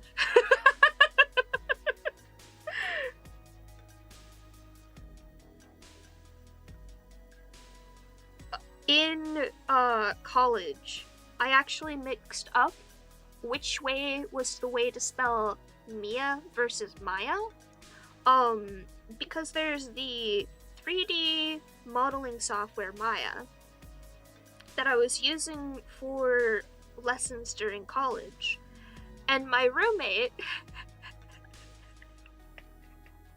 apparently had an ex named Maya, and she could not stand hearing the name Maya.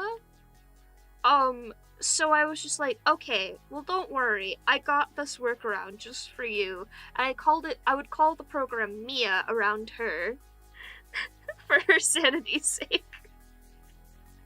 Which I also just think ended up irritating her more, and I'm just like, I don't know, you're the one asking me how my day was, so I don't know how to get around that one, babe.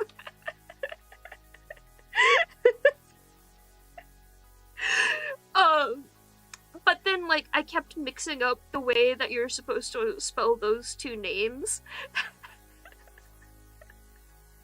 Until, like, a year after college, and I finally got it straight in my brain.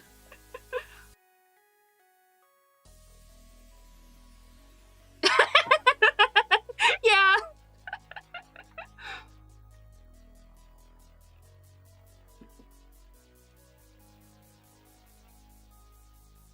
That is the vibes from my vague understanding of Korean as well. Like, fuck all y'all, I'm gonna make this reasonable.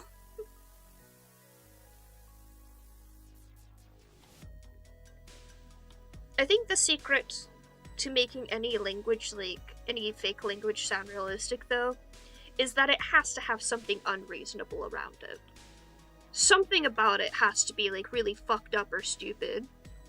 Because otherwise, then it's just like, oh, this seems very manufactured. It's too perfect. When in reality, humanity is filled with idiots. We are all idiots at our hearts.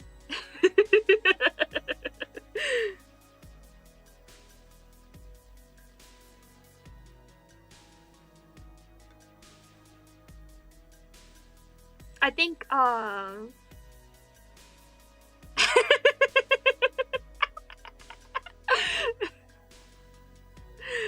think having that epiphany recently about language has finally gotten me out of the block that I was in with working on my conlang, because I was just like, you know what? Fuck it.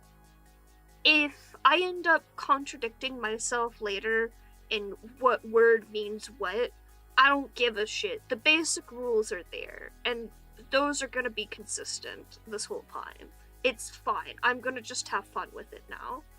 And then all of a sudden I added like 50 words to the vocabulary, and I was like, great. We're schmoovin'. Nice. Oh, that's, yeah! Oh, that's so cool. Okay. Part pardon me for getting immediately distracted. Well, not immediately. We got 2 hours into stream before I got distracted. That's pretty good. That's a good track record for me. The way my conlang works, very similar to that. There's a set of 2 sets of glyphs, each of them representing a single sound, and Chinese style, you put at least 2 glyphs together to make an actual word. And let me see if I can pull this up on stream, because I have this funky little program that I found that apparently is just like an actual thing people in linguistics use. I'll have to make it smaller for you guys.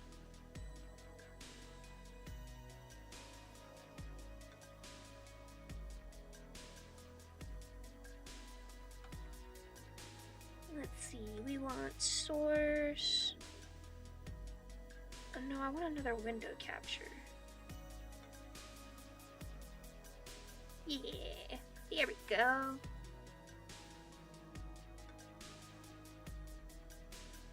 You can see the beautiful mess that this thing is. Although it would be nice. Can I add an image here? Well, I wanna edit the home. How do I edit home? There we go. No. Fuck. I know there's a way to edit this. I should replace this image with the glyphs. Oh wait, can I do it through this? No, fuck. Where's... I have them in Obsidian as well.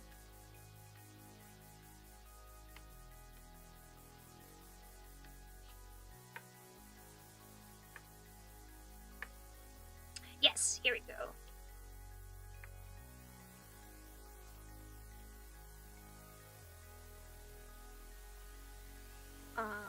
Ignore that. That's not important. That's not relevant. Okay, actually, wait. Kyra, it's really funny because it wasn't intended to be a person named Will, but then I realized that despite it not referencing the character named Will in my story, Will's name is also a fucking pun, and I was so proud of myself. I was like, holy shit, I'm leading far into that. That's the funniest thing I've ever done to myself. Yes, it is it's glyph. It's not, the other way. And I swear, it's not a GIF situation. It is just glyph. Where's, not that. Where's my chat box? No, it is not, that specific one is not the name Will. But it is a pun. And I'm real proud of it. Oh, you're fine. I'm shaking your hand. Every word I pronounce is wrong half the time. There's just certain ones where I've learned correctly by sheer fucking coincidence. But yes, these are all of the this is the full character set of my conlang. We have the anchored laws and the reverse glyphs. The anchored laws each refer to a specific deity in my storyverse. And then I realized that this was not enough glyphs to make a full language without everything being real fucky. So I was just like, okay, we're gonna add a second set, and these are basically just like in the context of I feel like canon and the language forming was probably just people being like, this is a secondary glyph that I associate with that god or something to that effect. It may not be like, oh, this is a part of their domain, because I know the one, there's fae and there's if, and fae is like magic and potential and stuff like that, and if I recall correctly, I think is boredom. Hold on, let me find it. Yeah. It's basically like, you suck. But Astra, the god of magic, like, it's still associated with them because of their personality. It's still very fitting. Um, but yeah, that's the full set of characters. And then I found this funky little program. It's called Letic Pro. And it lets you create like a library of words. And unfortunately, my font is not working here. If I type, it's so weird because this is like a specific font that I made, and if I type up here, like, it starts working. Oh, only the anchored mods do. Like, I can type in the glyphs up here, but I can't type, like, it won't show them in here or over here, and that makes me very sad. Also, oh no, I feel that though. I feel that so much. The only reason I couldn't just like lay there for a moment was literally just because I was in the middle of the road where I beefed it. And there was somebody driving in at that moment. I just had to fucking go. I would not call this dedication. It is more along the lines of mania or insanity. And I giggled, but I do quite mean that literally.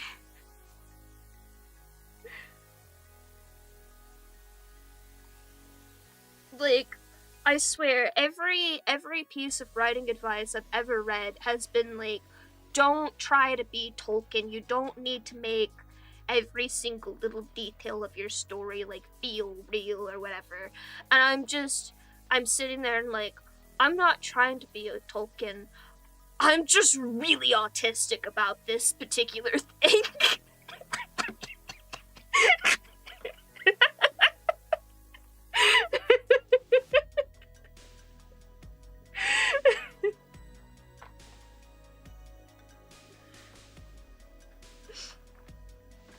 But genuinely, thank you. I do appreciate it. Like, it's one of those things where it's just like, I don't have to go to this level of detail. I have enough detail at this point in time where, like, everything else I write about my story is gonna work out just fine. You know, like, all the meanings and stuff will come through.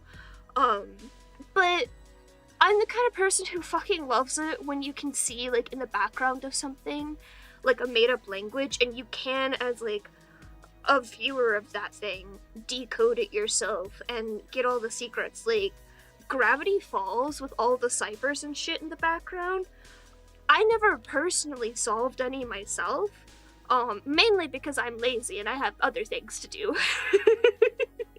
But watching the community solve those and figure out riddles and hints and stuff like that, I was just like, this is incredible. This is the kind of shit that I want to create, because I think this is cool as hell. Am I gonna be good at it? Probably not. Do I care? No.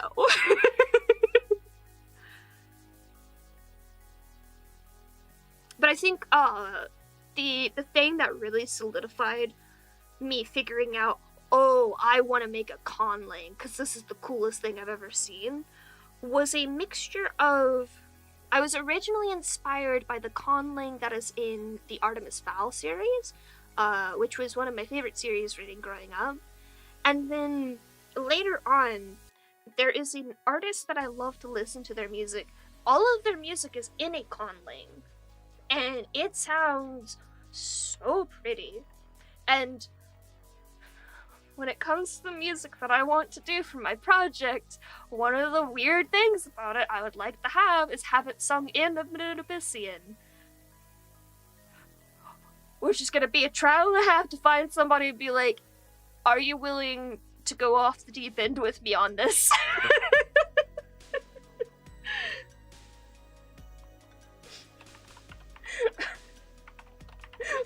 Will you take my hand and walk into hell with me, please?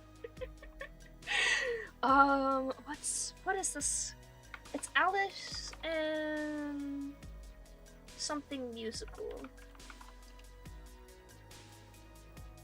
But what is the band's name? I'm trying to remember. Oh, Queen Fly. Queen Fly is one of the songs? Shnash! That's the name. Here we go. I'm gonna link the YouTube page, actually. Because a lot of the songs have a lot of horror in them. I'll put this on both chats. I really adore this group's music, though.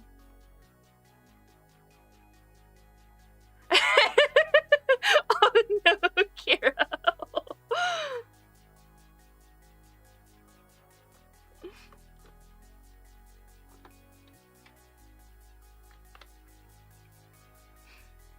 Oh goodness. I do feel that though. Oh my gosh. I got real nervous this week because my as I said, I've been feeling pretty bad the past couple of weeks, hence why I haven't been streaming. But like all of last week I had just this raging migraine, and it wasn't anything beyond just pain, but it was like a constant pain, and stuff like lights and stuff was making it worse. And then in the middle of that, my manager set up a one-on-one, and I just went, oh no. I hope this isn't because I've had to have a lot of work from home days recently that were not like scheduled work from home days. And it turns out no, it was just my one-on-one, but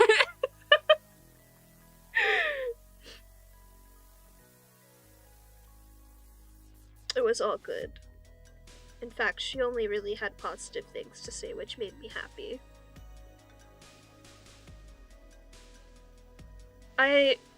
I'm coming to realize, and I hope I never, like, unconsciously realize this, I hope I still stay in this state, which, it probably sounds bad, that I hope that I still stay anxious about doing a good job at work, and I don't grow complacent,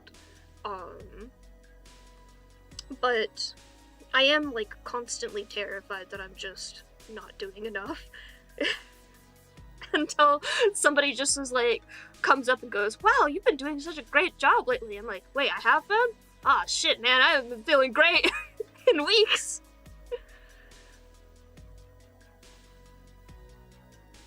It's the perfectionism in me, I think. But also just probably holding myself to too high of a standard.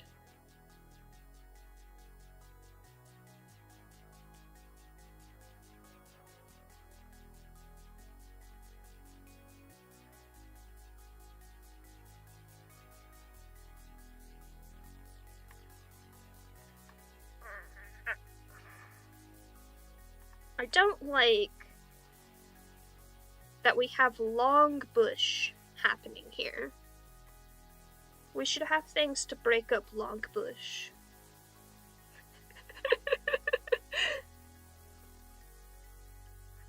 Long bush is a little bit too long.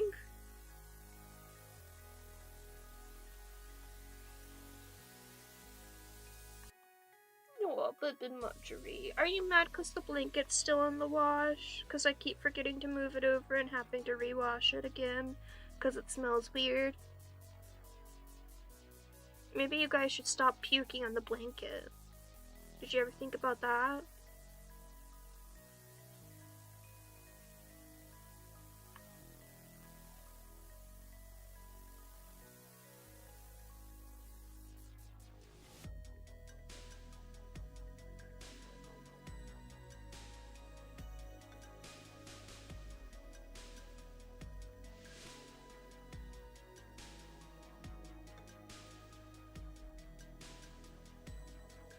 I'm gonna listen to Queen Fly again.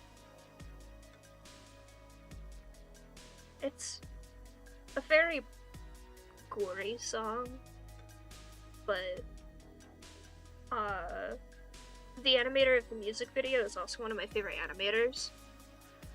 And I got really excited when I saw it the first time. I was like, no way! It's both of these guys!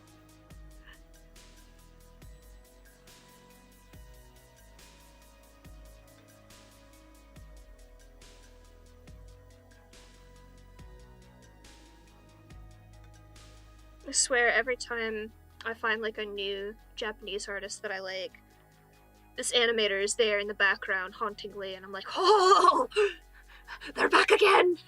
I knew this was a good artist!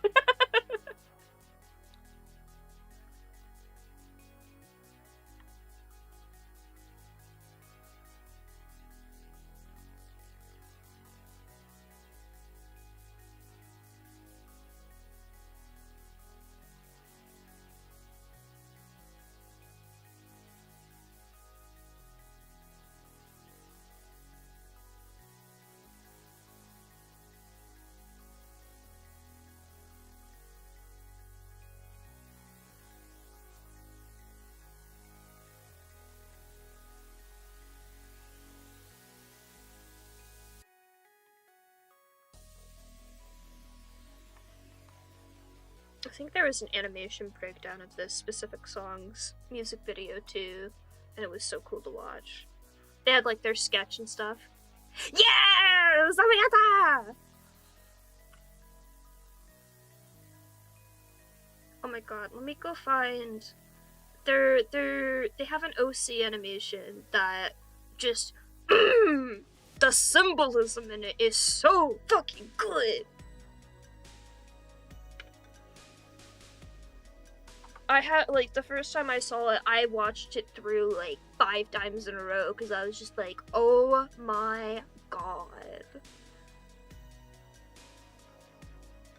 Like, a masterwork in visual design here. Holy shit. This one, I'll link it on YouTube too. I'm gonna watch that too.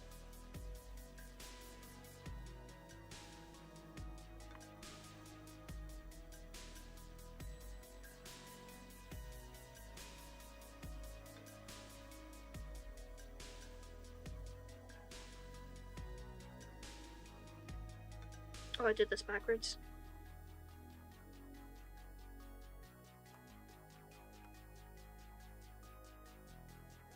No, Kira! Rip in pieces.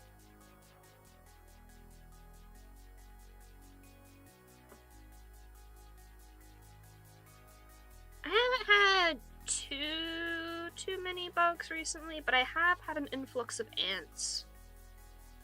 But I think they're gone now. I'm gonna have to double check. But I was very annoyed by them.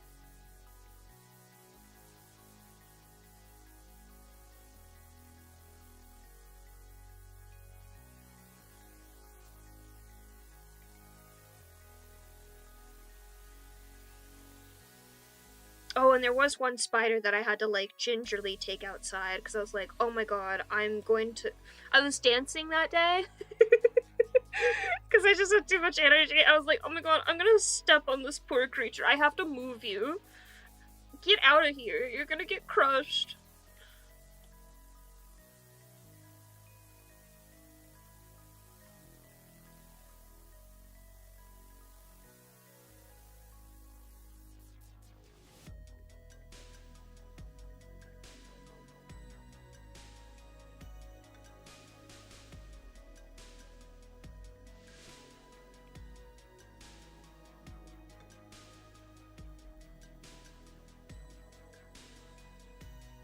Which ones were these? Because this looks like it was a specific fern. Was it those?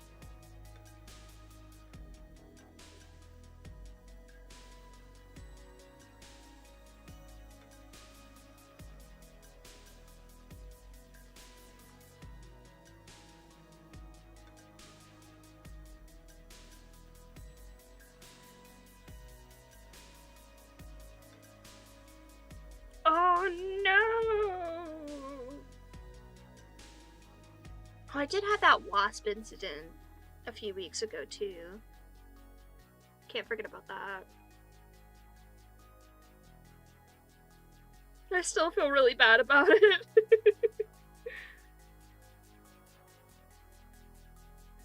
And there's always snails on my front porch and stuff.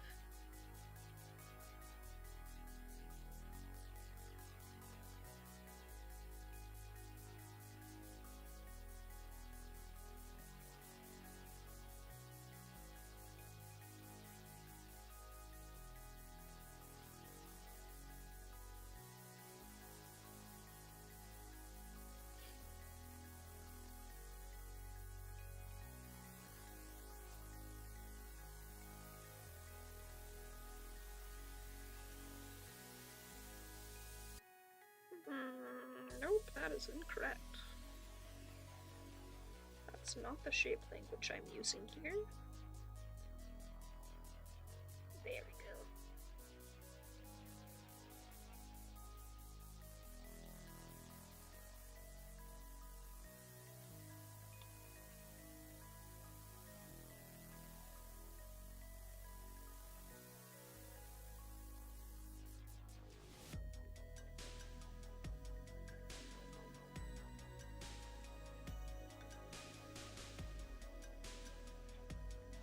I wonder if anyone's like coming into stream and seeing like the mishmash of colors everywhere and being like, what the fuck is going on there? I'm leaving.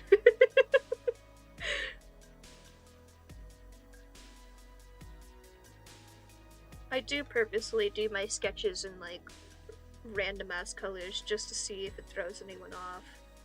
But no one ever talks about it. It makes me kind of sad. What do I do if the joke never lands?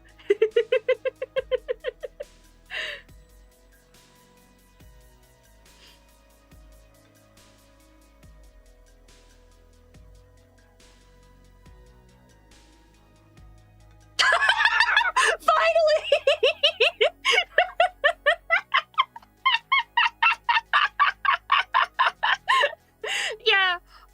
Yeah, all the colors are gonna be changed later, to match with Kira's colors, which are like greens and browns. This is not an artistic choice. I would not leave it like this. I mean, I would do a background like with bright colors like this, but not these specific, like in this specific thing. Yeah. This palette is incorrect. It's just not a good palette as it is. At least not where I've placed the colors. Thank you.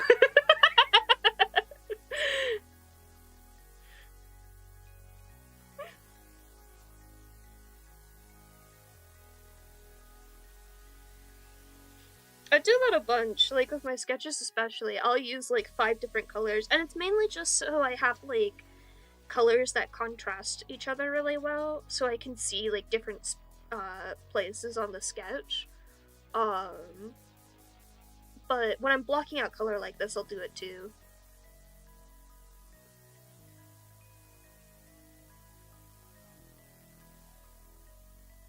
Oh, that's understandable. It's for me, it's not that I can't see the contrast in colors later on when I'm using the proper ones, but I've noticed that I will strain my eyes if I don't give myself a fuck ton of contrast to start with.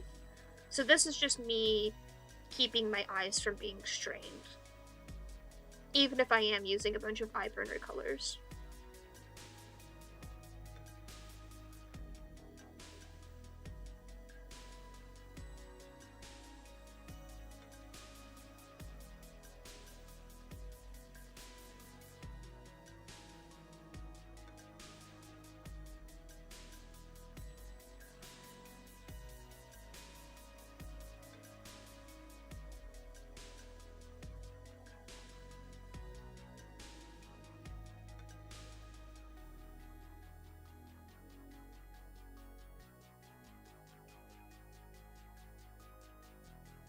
It's also helping me separate different elements, like I know which layer has which things on the page because I'm using like this yellow on the same layers as these specific urns.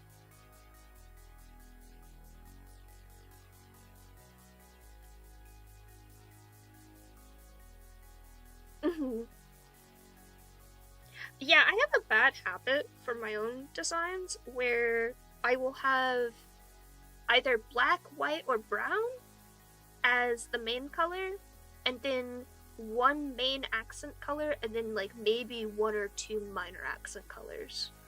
Like my go-to palette is black as a main color, white as an accent, gold as an accent, and then one main color that's like either like red, purple, or blue. I had to specifically step away from that for Ambrosia's palette, and that like design fundamental is still there. Like if I pull out their design, if you just replace the darker purples with black. I'm still doing the same thing. It's still happening here.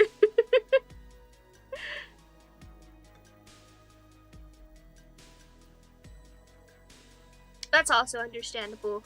I like to just to muck with my brain a little bit. When I'm shading, I'll use a lighter color. Like, I'll use cyan to shade before setting it to a multiply layer. Because again, it makes it easier for me to look at the contrast of the shape of it to make sure I'm getting the shape of it right before I flip it to the correct color. Ooh. No, I've never heard of that, and I'm looking it up right away.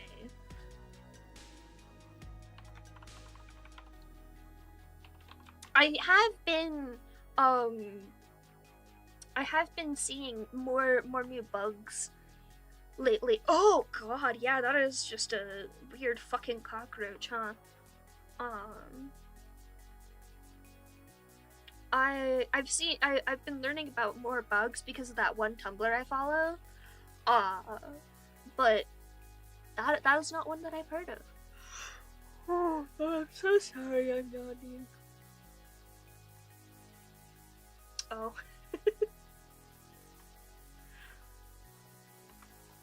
The That's Not My Neighbor fan song has been popping up in my recommended lately.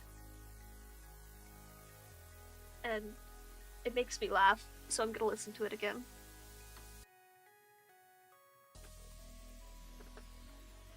I don't like cockroaches, and I don't enjoy mosquitoes.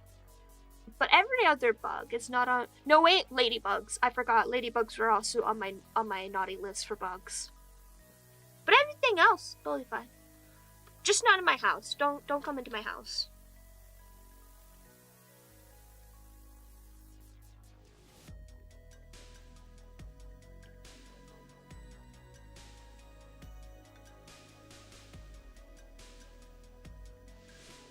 I can't stand to look at some bugs for a long period of time. I will admit that. Like, I can't look at centipedes too much. Because they do... It's something subconscious with me that mucks with my brain. But I think that's pretty typical for humans.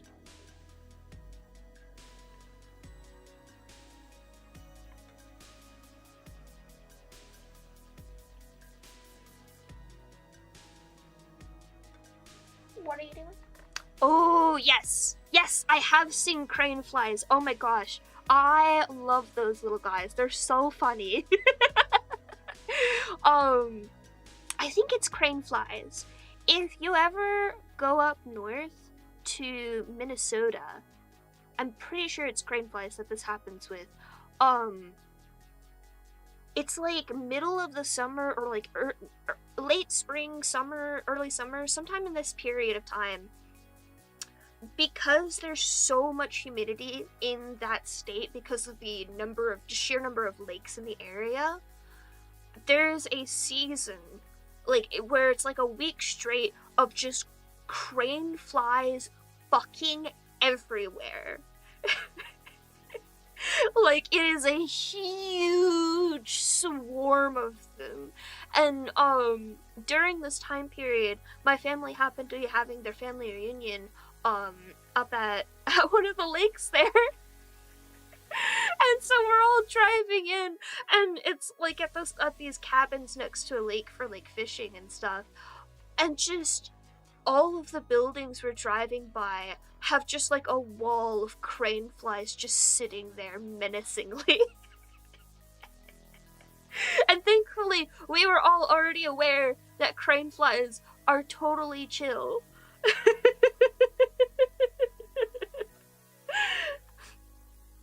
But it is, like, if you don't know what a crane fly is at first, like, that has got to be a terrifying thing to look at. Also, no, I have not seen that video. Please do not send me that video. I do not want to see that. That's understandable, Lib. I know everybody's got their thing with with bugs or whatever else it is. I am sorry that all of my fairies pretty much are either based on moths or butterflies. But at least it's just the wings that you have to look at for them. I personally do very much love butterflies.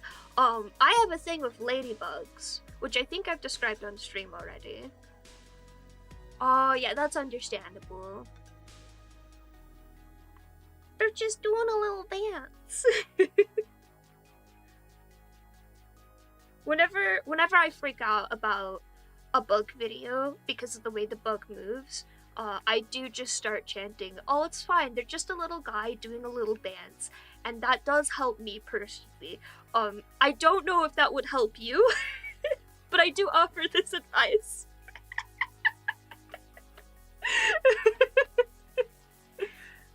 Because there's just sometimes, it's especially with bugs and rodents, I think. Rodents and birds, but they'll like sometimes in a video move in a way that just like instantly snaps me into like an anxiety mode. I don't know why. I'm just like, oh, I don't like the way that thing moved. So I just have to remind myself that it's just a little guy. Oh no! Okay, that I really do understand though. Cause like, I used to play with daddy long legs as a kid. Like, when they would be in the shower and stuff, I'm just like, oh, look, a little friend. I get to play with you now. But nowadays, if I saw a daddy long leg, I would freak out first. And then I'd have to remind myself, why am I freaking out? It's just a little guy. That's my friend.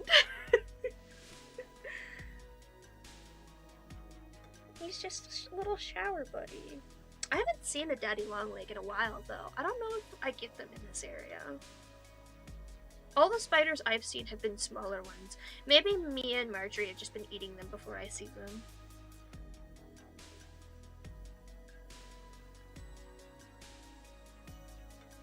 Oh, yeah, I get that. No, I really get that. I don't know what causes this, and I have tried to look up, like, what this could be, and the only result I've ever gotten has just been, yeah, sometimes the human body just randomly freaks the fuck out and makes you think bugs are crawling on you. But occasionally, like, it'll feel like there's an ant, like, crawling up my leg or down my arm, and it's the worst. I wish it would stop. Because, like, when it's actually a bug crawling on me, it's just like, oh, I moved the thing off and everything's fine. But when it's just my brain and, I don't know, nerve endings doing weird shit again, it's just like, go away, stop, this is the worst.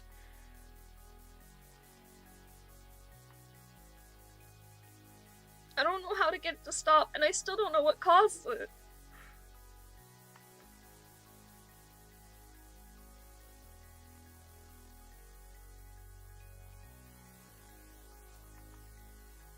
So I've never eaten an ant before, but when I was in elementary school, there were like a fuck ton of like ants on the playground, and I used to try to like help them build their burrows.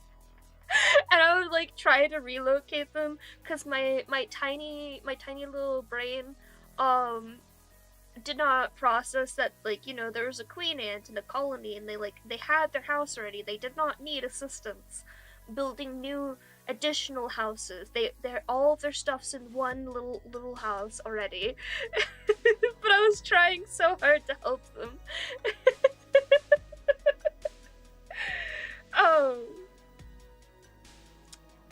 But I used to like pick them up and like sometimes they would like freak out and they would bite me and I'd be like, no little guy, what are you doing? I'm trying to help you.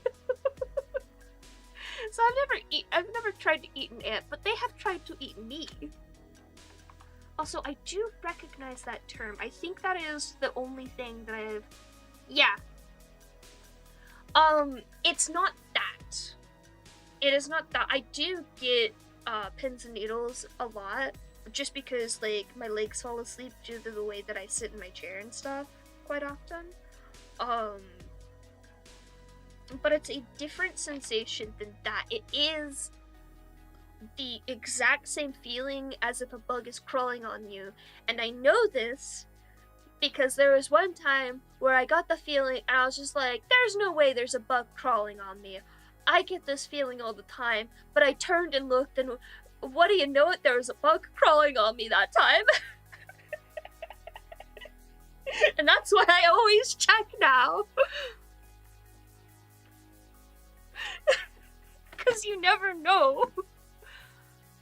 Let me look that one up too, because I don't recognize that one.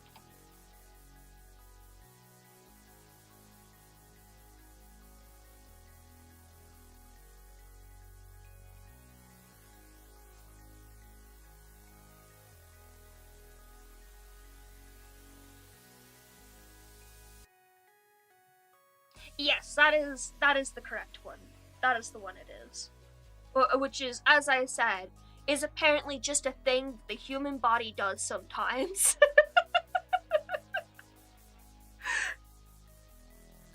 Also, hey, Wikipedia, I fucking hate the image that you put on this.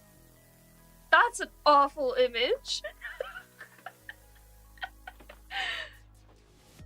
But yeah, apparently it's just sometimes the nerve endings freak out for no reason and make you think bugs are crawling on you.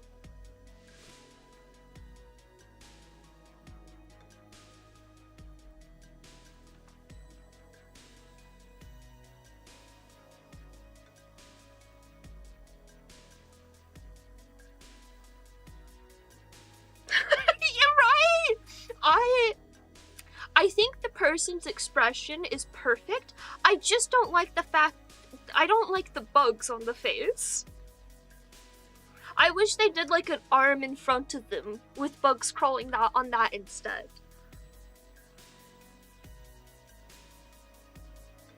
But that is the face I make every time I get that feeling. Oh god, Kira, I feel that. I will not go into detail on this story in particular, but there was one time where I was running through a field with a bunch of people, and I learned why you do not run in long grass, and that is because seed ticks are a thing.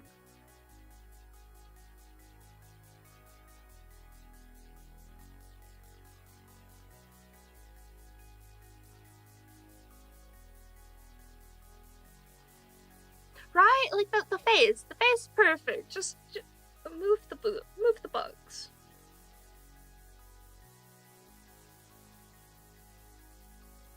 I do also, like, I remember the one house episode, which is why this particular phenomenon pisses me off so much. But there's like that one house episode where the lady thinks there's bugs in her skin. And like the visualization they did in that episode is just god fucking awful. I hate that episode so much. Because it's just like, now I get this feeling. I know there aren't bugs in my skin. I don't want to have a visual of what it might look like if there were bugs in my skin.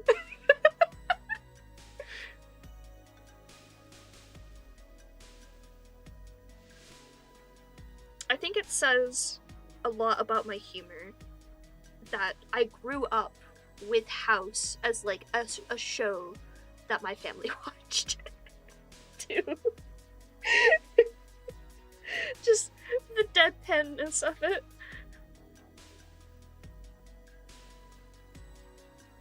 I went back and I watched the first season again like last year sometime. I was like, oh my god. Like, obviously there's a few things in this that I do not agree with humorally, but I'm seeing a lot of my humor from the show still. Oh no.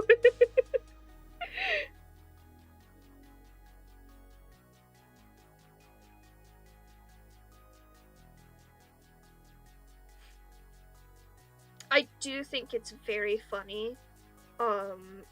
because I was not on Tumblr when like it was airing, so I never got to witness the phenomenon of the House fandom. But there are still people who are very excited about House on Tumblr, and occasionally one of those posts comes across my dash, and I remember that people are like really, really into the Wilson House ship. And there's just an absurd amount of subtext that I missed as a child into the House/Wilson relationship, which I find very, very funny.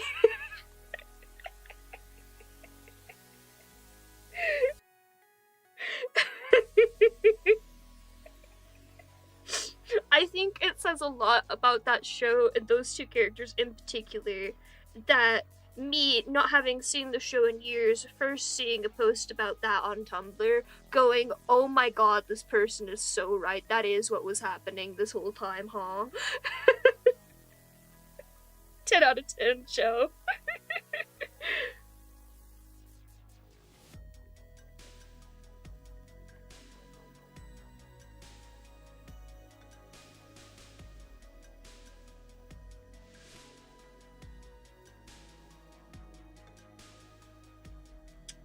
I'm still very irritated about the grass. I won't lie. It still angers me.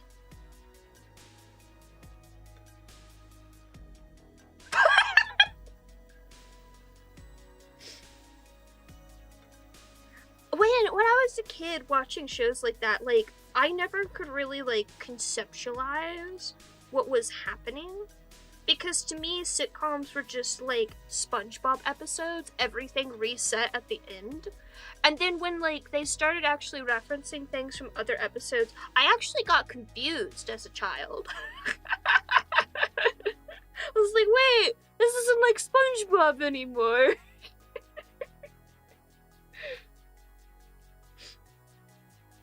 I did not actually think that specifically, but that was the mindset I was in.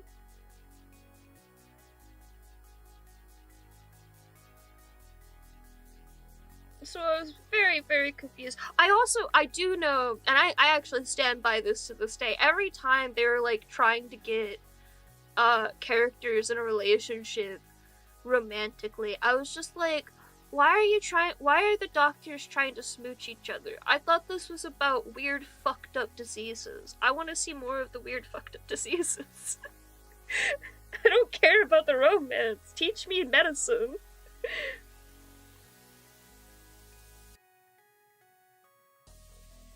Oh my god. I always forget that there are some kids that weren't allowed to see SpongeBob. And I feel bad for you. SpongeBob, the original SpongeBob, was incredible. I don't know if they're doing new fucked up things to SpongeBob these days. But I heard that they were trying to do more SpongeBob episodes, and I was very sad about that. When we had, like, a VHS tape of, like, the first season of SpongeBob, when I was, like, 8, I think. And I used to watch that and the first episode, or not the first episode, but the first season of Avatar: The Last Airbender on DVD. Because we didn't have cable at that time. So I had one season of both of those things.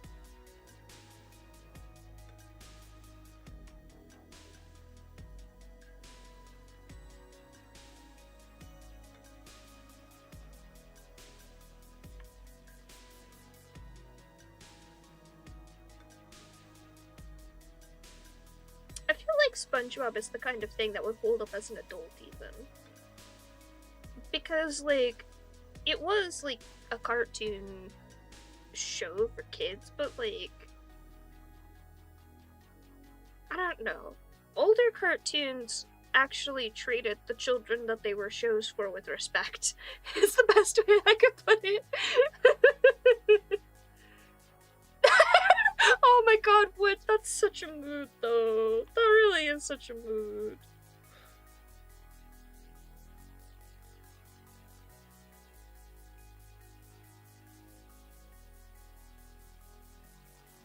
I remember I hated the Bugs episode, but every time they started talking about, like a different cancer or something, I always get really excited about those episodes because it was something actually relevant. Because I used to live in Memphis, Tennessee, where the St. Jude Hospital was, or is, I think, still currently, of course. And like, just if you heard about a fundraiser in Memphis, it was always about St. Jude. So I was just very aware of the, not necessarily the full scope of, but like the ramifications of a child having cancer. So those episodes were always interesting to me because it was just like, oh, I need to learn more about this very relevant thing in my life.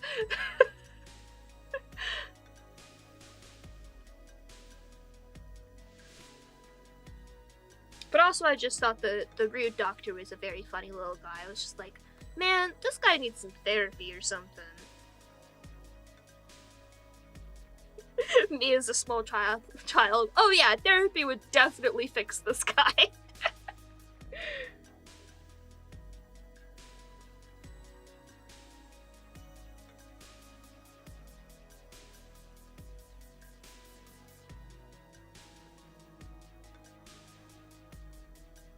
Therapy would in fact make him so much worse. Did they ever do an episode with therapy with him? Because I think they should have if they haven't. I think they've done like something with it, but I can't remember what it was.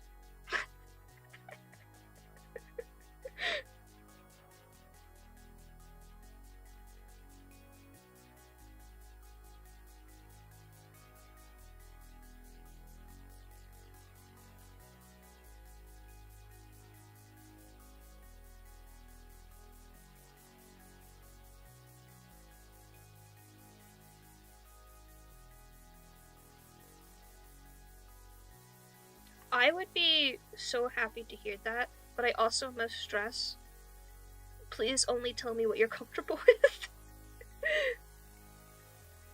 I'm fascinated with diseases and such in general, but it's also like just coming from a place of like, I want to understand these experiences that are things that I will never personally experience, because I think it's important to like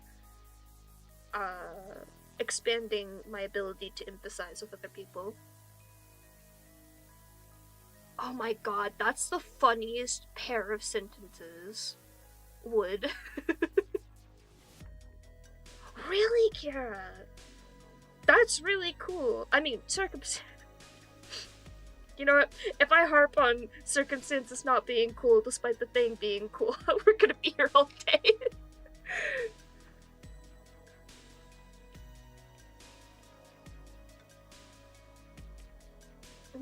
My personal experiences with cancer start and end with, for one, just living close to the St. Jude Hospital and thus hearing about it 24/7 all of the time.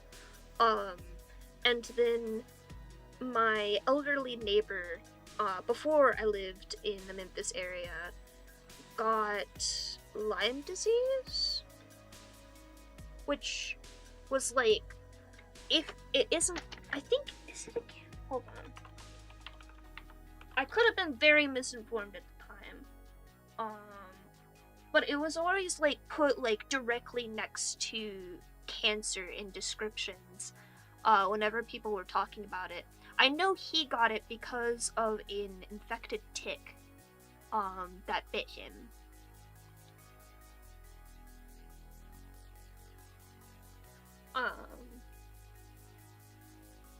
And hearing about the devastation of that,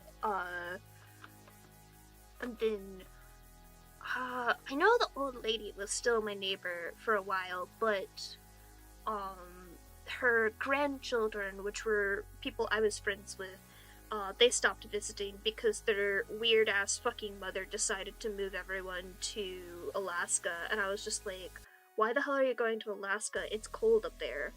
Who wants to go? Who wants to live in Alaska?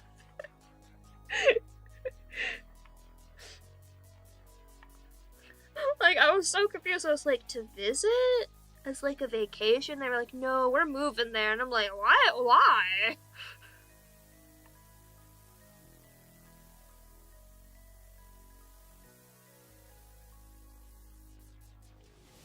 I feel like that would look so cool, but it just would be so weird to have metallic hair.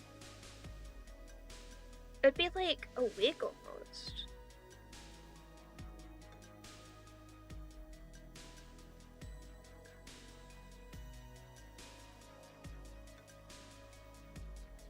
I mean, like, I could understand these days if you wanted to move to Alaska, I guess. Like, my dad prefers, very, very much prefers cold weather. He doesn't want to move to Alaska, but he liked it living up north a lot more than I did.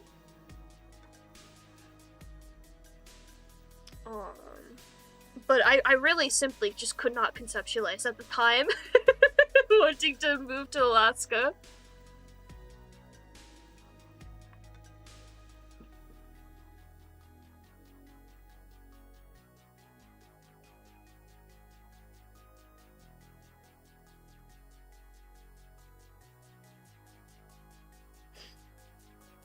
I don't want to overstep, but I feel like something I have always felt a little bit of kinship with when it comes to the experiences of people dealing with cancer is that when I was younger, and even to this day actually, to be perfectly honest, I have an anxious tick of pulling out my hair. And so when I was younger and under a lot of stress and unmedicated, literally everything,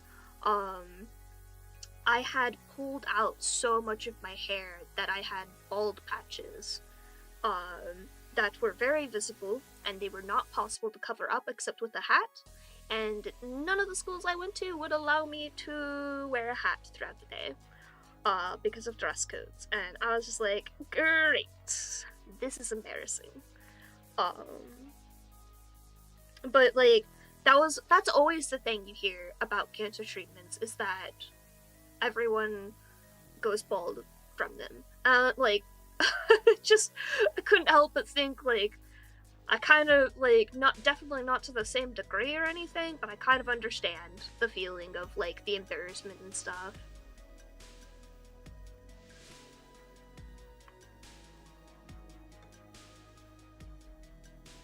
It's really frustrating nowadays because the hair picking went on for so long, it's an unconscious tick for me, and I have to physically stop myself.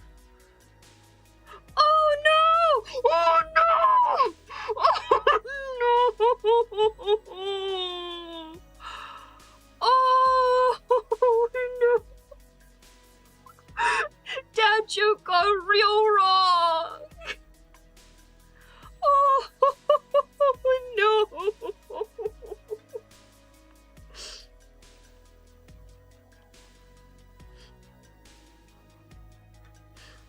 Poor everyone in this situation. Oh goodness.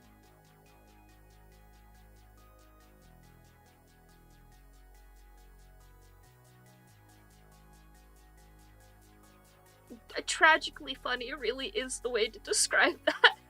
I'm trying not to laugh as hard as I want to. But oh no.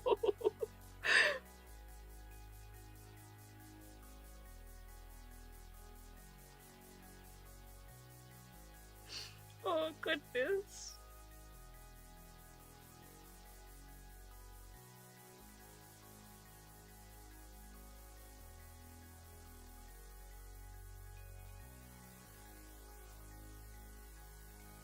Oh, I do know a lot about like hair stuff now though, because my parents started freaking out, and they're like, if you pull out your hair too much, it'll stop growing back, and then you'll be bald in that spot forever. Because they were trying to scare me into not pulling my hair.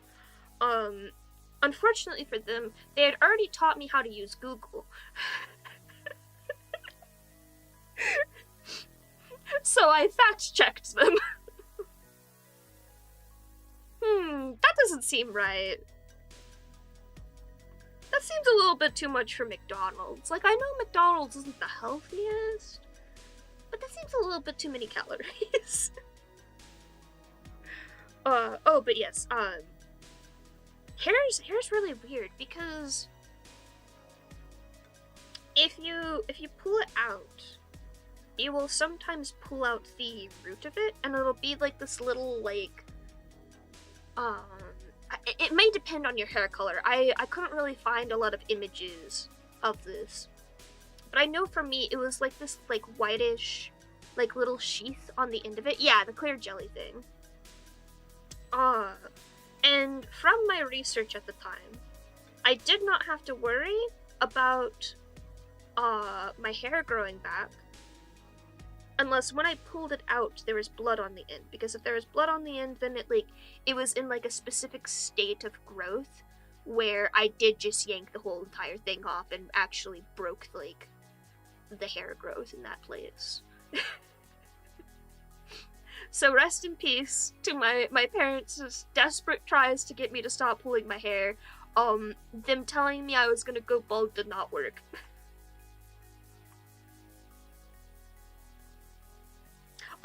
I was really confused by this, because when I was looking this stuff up, I of course ran into communities of people who also had, like, hair pulling as a thing, and they were saying that they ate it because it was crunchy. And I know for a fact, none of the times I pulled out my hair was it crunchy. Maybe it's a hair texture thing, but I was always really confused by that. They would specifically say that if you pulled it out and you had the little, like, black dot on the end, which I don't remember what that was called, but that was a specific part of the hair follicle as well, that those were the crunchy ones. I'm not judging the hair eating. I know that's a whole part of the tryptophilia thingamajiggy, that hair pulling is a part of as well. I'm not judging that. I'm just confused by the people who were saying that it was crunchy. Because it was not crunchy. Also, I'm really curious. I have to go look at this real quick from Kira. Why is it saying? Maybe it was supposed to be in kilocalories and it just got accidentally transferred to actual calories. But, like, calories, like, written out like that is supposed to just be kilocalories.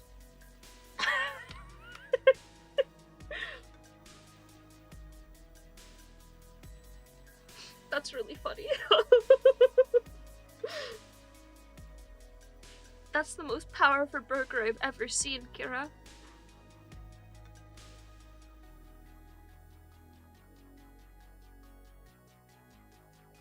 I do not understand the onomatopoeia there, but maybe that is it, because my hair is very, very thin. So maybe it is just a hair texture thing where these people have thicker hair. That makes sense to me. I was just always really confused. I was too afraid to go into those communities and actually contribute anything, because, like, I have always been desperately trying to stop hair pulling, because I don't like it. It is a stress thing for me. But, like, every time I went into these groups, there was always people that were talking very positively about it, and I was very scared of those people. I was like, oh my god, it's like what they tell us in school about drugs, about about people trying to get you into drugs. They're gonna try to keep me in the hair pulling. This is my tiny 10-year-old brain. Listen, I always thought the what the fuck were they called? The police guy that would always come and be like, don't do drugs, kids. I always thought they were full of shit because I never ran into anyone doing drugs. And by that I mean I was too fucking oblivious throughout the entirety of public schooling that I never noticed if anyone was doing drugs around me. But I always thought they were full of shit. But then I was running into this and I was like, maybe this is real after all. It's just not in the way they described. The fact that it took until the end of high school, like 10 years later from this, for me to finally get fucking diagnosed with generalized anxiety is a goddamn miracle.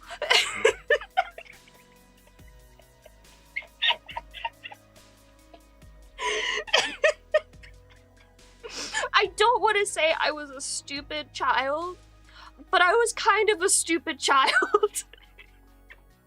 Just not in the ways that you expect. I was like any adult around me would have told you, except for my teachers, because my teachers just hated me. But any adult around me would tell you that I was just like such an obedient little child. But what they didn't realize is I was obedient out of pure fucking paranoia.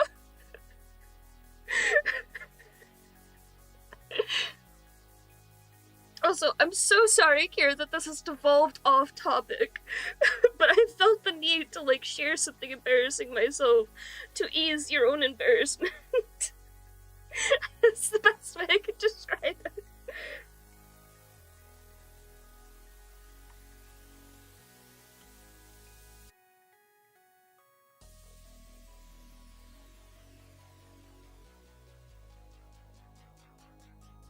Yeah, I was like that too. I was just like, am I being a child?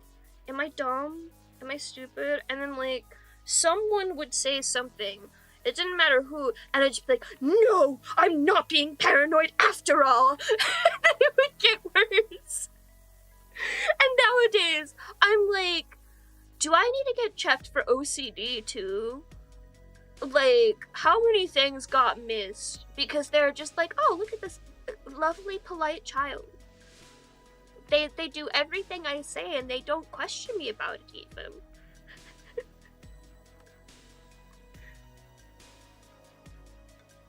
Because I know for a fact that that's the reason they never got me tested for autism, and I'm still pissed about it. Because I asked my dad about it, and he was like, oh, you just seemed fine. We didn't think you needed it. I'm just like, Dad! Actually, he specifically told me that they apparently asked me if I thought I should be tested for ADHD. And I told my dad when I heard this later, I was like, Dad, first of all, I don't remember this in the slightest. I think you're making that up or mixing up your own memories. Second of all, that's the dumbest thing I ever heard of. If you thought I needed to be tested for ADHD, you should have just gotten me tested for ADHD. You think I, as a child, knew what that meant and the connotations behind that? I understand that you realized that I was a smart child, but I was not that smart!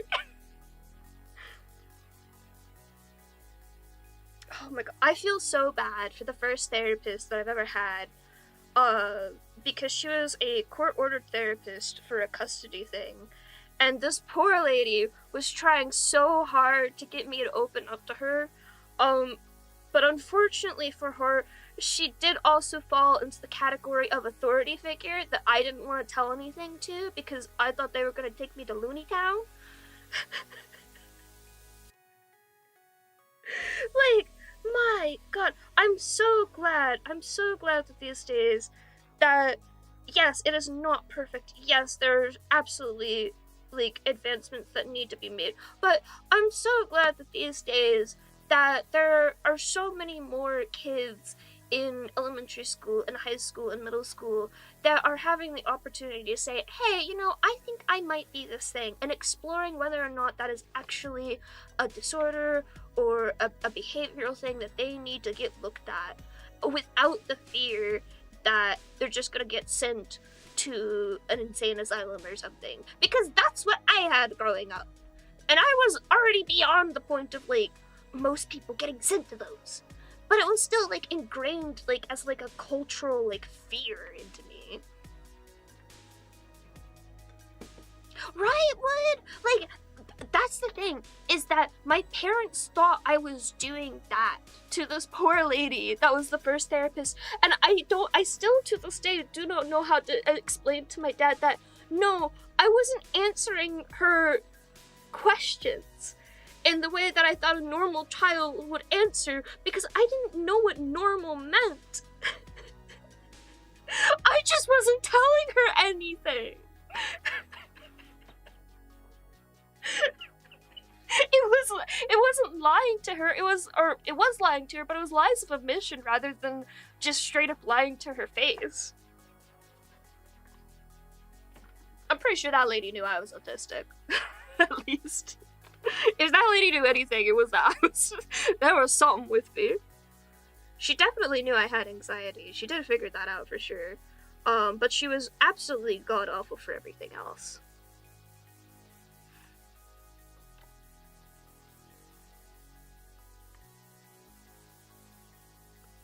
I still think therapy is a very useful tool. But if you're a kid trying to get therapy, or if you're an adult trying to get a kid therapy, like, that's really, really difficult. Oh, I probably maybe said like 20 words max in a couple of the sessions I had with her. The funny thing is, though, as terrified as I was about opening up to her, I actually really loved going to her sessions because she had Ellos there, which, if you're not familiar with them, they were like a children's toy. They were supposed to be like an equivalent of Legos, but like catered to girls. And I fucking love Ellos, and I'm really mad because I used to have a bunch of Ellos that I got from a garage sale, and I don't know where they went. They disappeared when I went to college. I'm really upset by that. But she had a bunch of Ellos there, and I was so excited to go there and play with the Ellos every time. She had to take away the Ellos at one point to get me to talk to her. She was like, okay, we're gonna put these aside for a little bit, sweetie, and we're gonna actually use our words this time, alright? I'm like, I don't know about that one, Chief.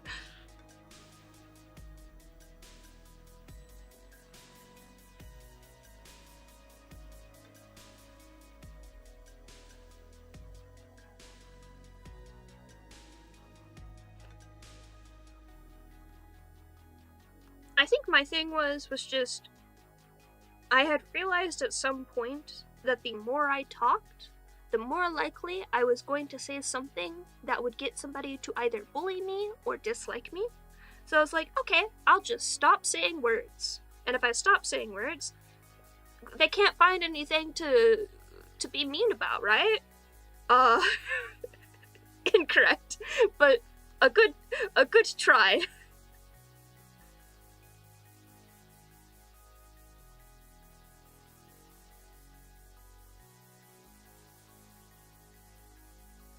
Oh no! Oh dear! A little confused. Got spirit for something, but not sure if it's the right spirit.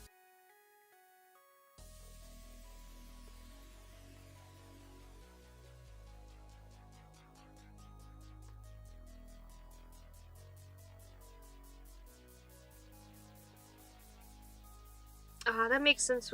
Like, I tried that approach at one point, I know. But then, like, I realized, like, it didn't matter what I said. Everyone around me was misinterpreting the words I was saying, and I didn't understand why. I learned later that, like, part of it was connotation and stuff. And it wasn't until in high school I had some friends who were just like, let's go around and tell people, like,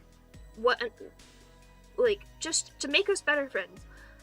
Let's go around in a circle without trying to be rude or hurt each other or anything, but genuinely just trying to make each other better friends. Tell each other, like, our pet peeves about each other. And one of my friends says, I know you don't mean it this way, but sometimes you talk really pretentiously. And I was like, oh, I understand why people didn't like me now.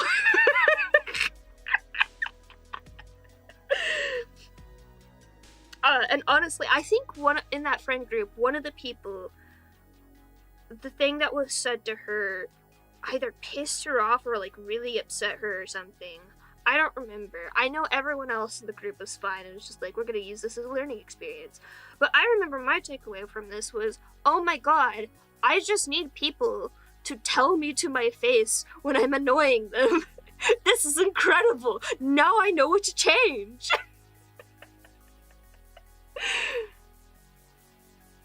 Oh god, I fucking wish that was me. I still don't understand body language. I can understand like a smile, or a frown, and an angry face. Like I can understand them, but seeing excuse me, seeing them on people's faces, my brain doesn't correlate that properly.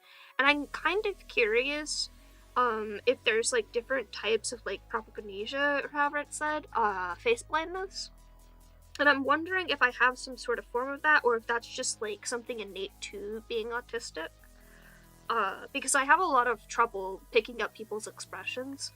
It's a lot easier for me to talk to people online because I'm not expected to pick up on people's body language or expressions, and I just have to listen to their tone of voice. And since I've had a lot more practice with that specifically, I find it a lot easier to do. But even that, like even tone of voice, I'm very bad at. God, tone. When I learned about tone indicators, I got so excited. That is also why you'll probably hear me sometimes just like clarify what I'm feeling, like straight up in my words, because I know my own tones are mismatched from typical people's tones as well. Like, I'm not faking it. I mean, I am to an extent, I guess, but like I'm often trying to match up to what people are expecting tones to sound like for other people, to make it easier for the people around me who are listening to me. And of course some of that just becomes like subconscious and innate. But I know there's other times where like I will have a certain tone about something and everyone around me gets really confused because my words do not match my tone. And I'm like, no, everything's fine, I swear.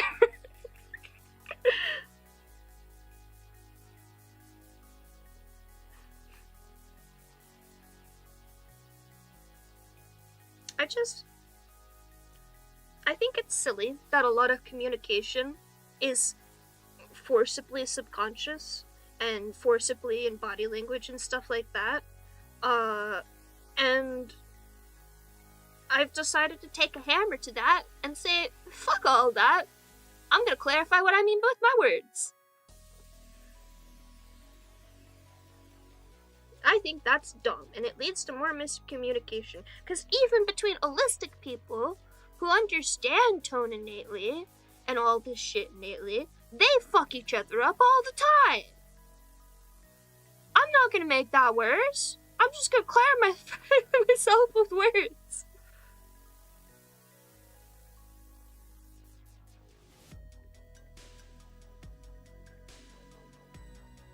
I don't use tone indicators too much, but I will often, in place of a tone indicator, use an emoji pretty often in Discord.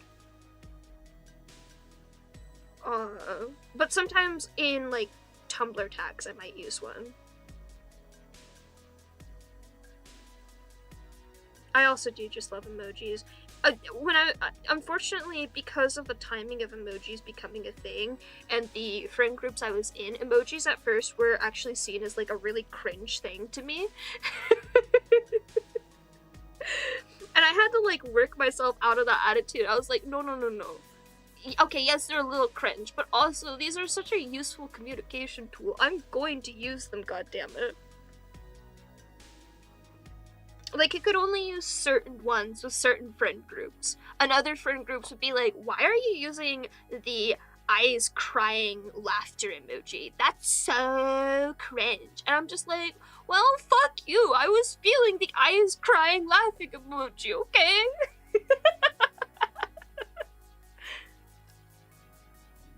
Oh god, I feel that too. I spend so long looking up cat behavior.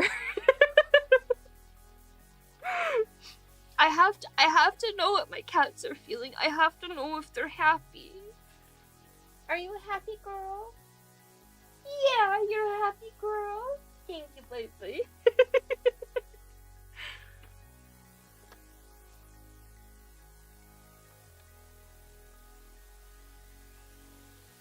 Yeah, I still actually really have a lot of trouble with body language.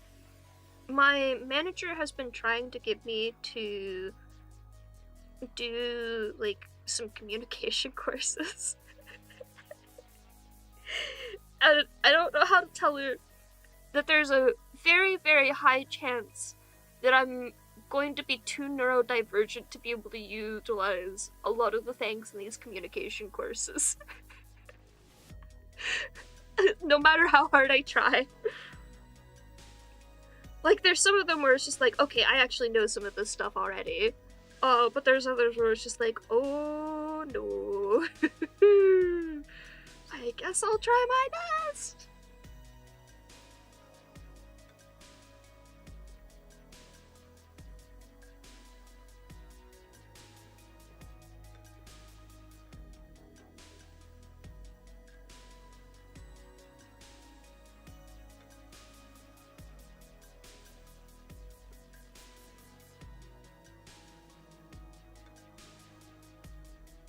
You wanna come over here?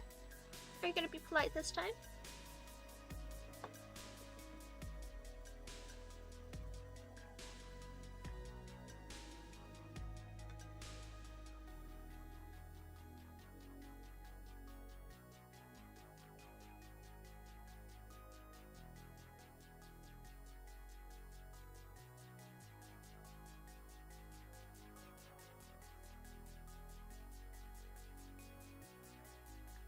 That's a really good tip, Wood. It's not something that works for me personally, but I feel like for somebody else that might be something that helps them figure out how to pick up on body language more. My problem is more of one of like,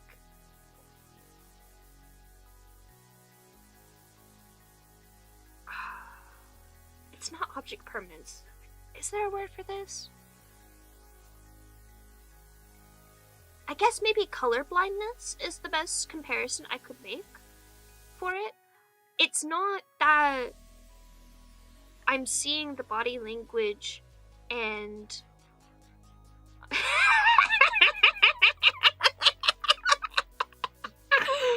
you can't misinterpret my tone now. I can't even interpret it.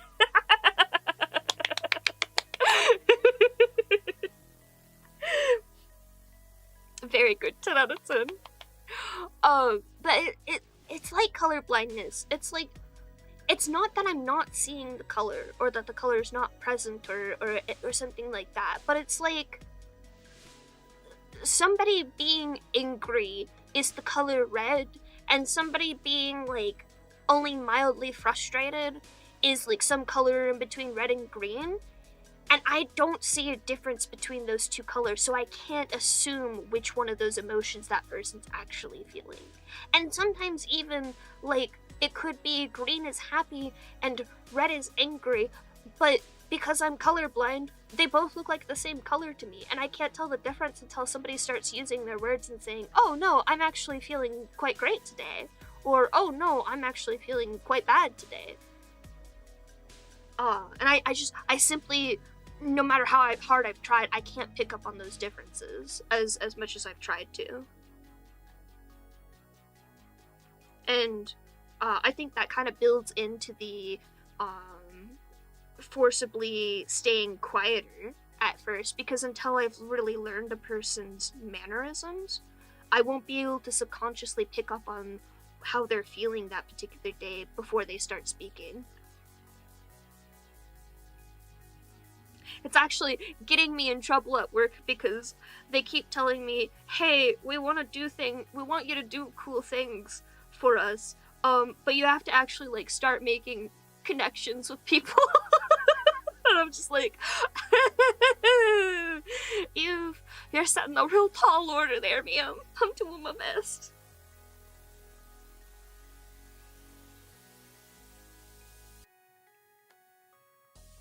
It's really frustrating.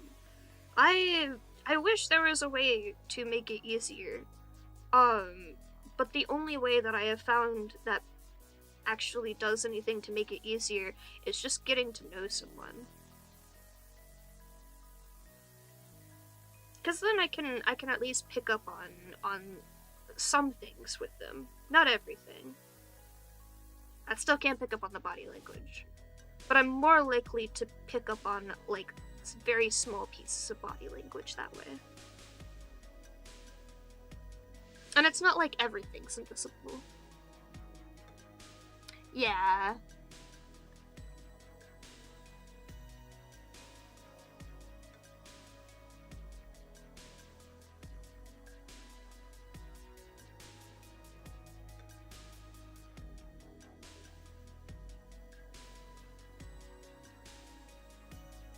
I did for the longest time think I had some form of propaganda.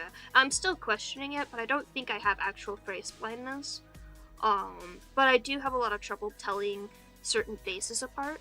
Not every face. Especially if somebody, like, if two people are different races, I can definitely tell them apart. But if you put two brown-haired, brown-eyed white men next to each other, I would not be able to tell them apart. There's is there 3 or 4 famous celebrity Chris's in American Hollywood nonsense? I've lost track of them. I thought they were all the same Chris at first when I was a child. I knew there was, like, Parks and Rec Chris Pratt or whoever the fuck it was, and then there was some other Chris Pratt in some other show. The Office? No, yeah, The Office. The Office Chris. I thought they were the same person. And it wasn't until I had said something to that effect that my sister turned to me and went, "What the fuck are you? Those are 2 different people."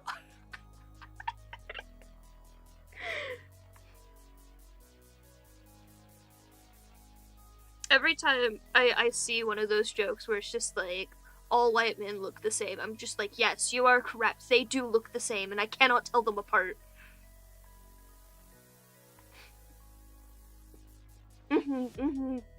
I definitely appreciate it. I felt really bad the other day, during, the watch party, when I was like, I don't understand the tone that this joke was in. Hold on, I need to clarify. And then I sounded really angry when I was like, what do you mean by that? I was like, oh man. I don't know how to deal with this anymore. Goodbye, good night everyone.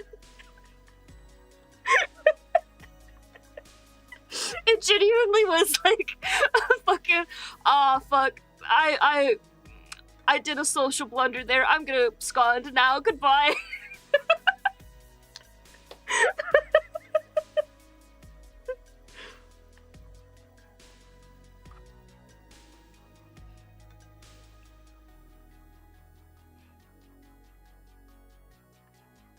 What are you doing? What are you looking at?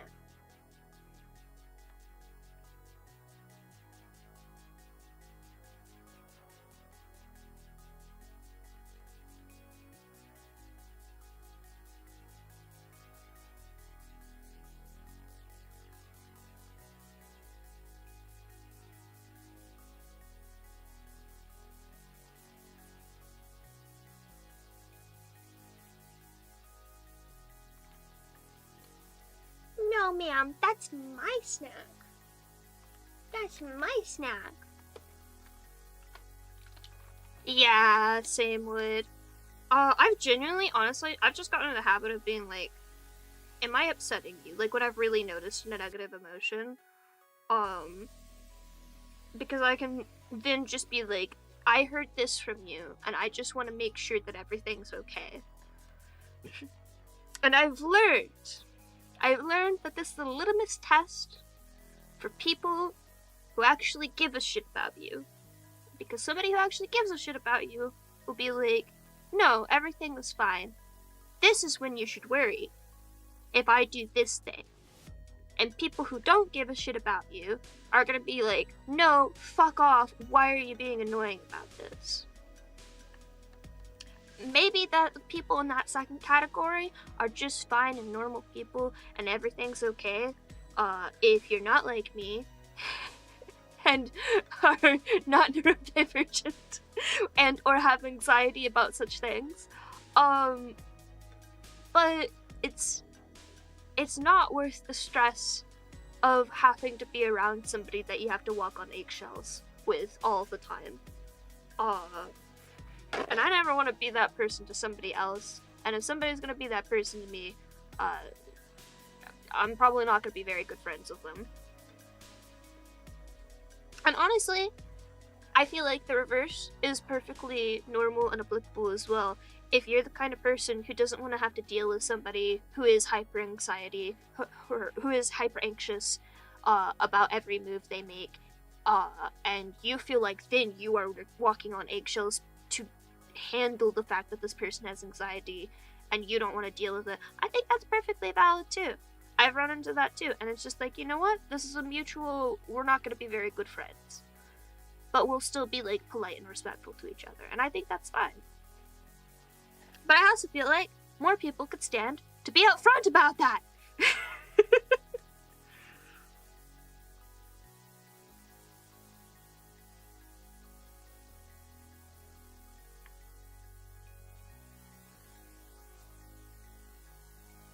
I think that's a thing people just don't understand about anxiety. Maybe it's different for other people. I know my dad's anxiety is very different from my anxiety, and my sister's anxiety is also very different from mine. Where mine's just a constant background noise. It doesn't go away. Even if I'm medicated, even if everything's going great, it could be the best day in my life, and I will still be anxious. And there's no making it go away. There's no handling it and then it quiets down. It's just the equivalent of swaddling a kitten and patting it, and the kitten's still yowling in the background, but you know the kitten is safe and everything's fine. I guess is a good way to put it.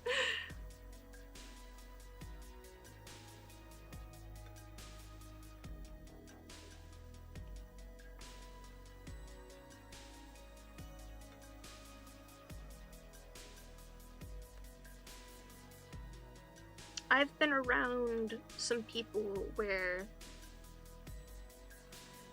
I don't want to say it was necessarily dangerous to not recognize when they were angry or annoyed or anything. And it wasn't just one person, it wasn't just like a childhood thing. It's kind of like a consistent thing that just, there are some people where you have to know when they're annoyed. Because they're expecting the, like, so-called typical human experience of, oh, you can hear the annoyance in my voice or in my mannerisms. And I simply can't. And so that's why I'm hyper aware of that when I do pick up on it, or I'm hyper aware of, like, trying to recognize when it is happening.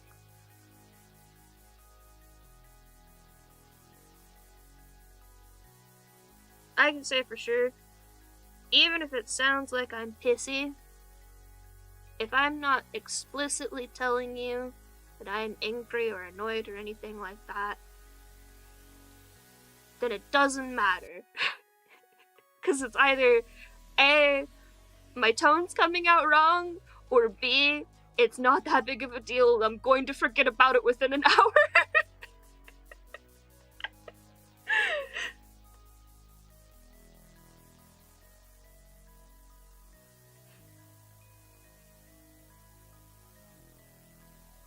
But yeah, I've tried to explain my anxiety to my family members, and they don't fully understand it. Cause like my dad, yeah, joke landed wrong. Listen, if your joke lands wrong and I ask for an explanation, I sound mad about it, it's fine, it's okay. I swear. I'm just trying to understand so I know whether I'm supposed to laugh or be the butt of the joke.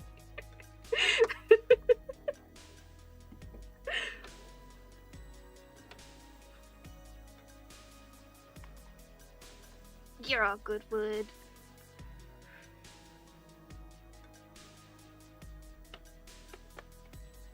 I've had friends where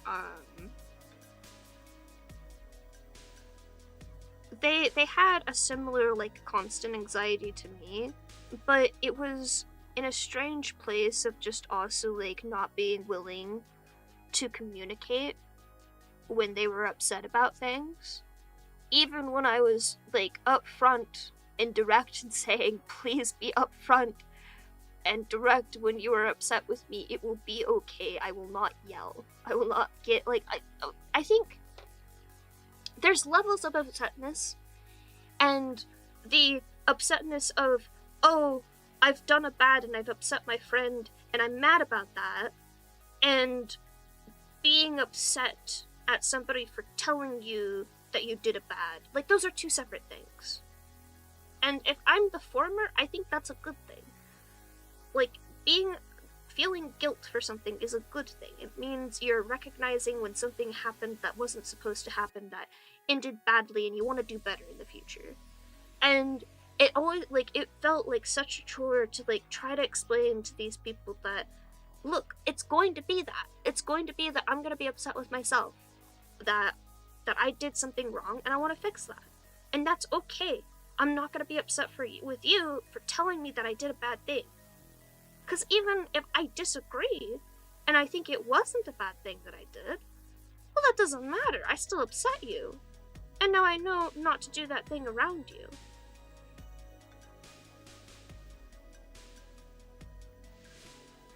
Like, I know...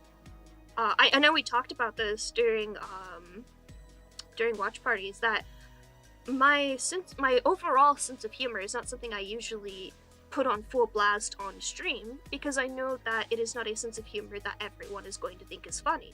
And that's okay. No one has to agree that my sense of humor is funny.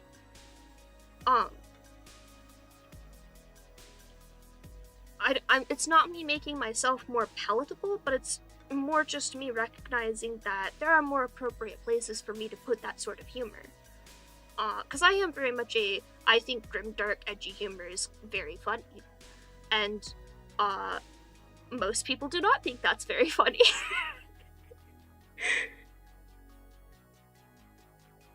But, I don't know, it becomes a new sort of walking on eggshells when you tell a person that they can be upset with you, and then they say, no, you don't understand. My anxiety is about that specifically. Like, that situation specifically. Ah, oh, brother, this guy stinks! Oh man, I should make that a sound bit. I love that one. Oh fuck, I gotta find that real quick. Hold on, where'd my glasses go?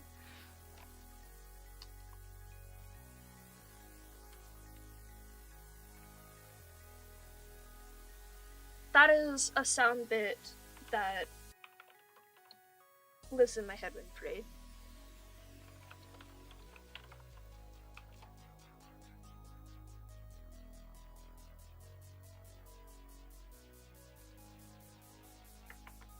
I love SpongeBob so much.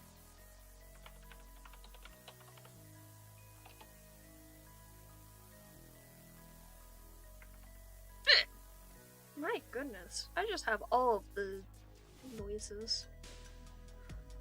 YouTube, why are you not letting me convert anything to MP3 today?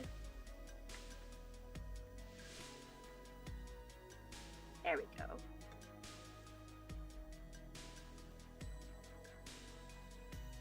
Now I have to remember what folder this goes into. I think it's just my stream assets folder. We're gonna find out. Yeah! Okay.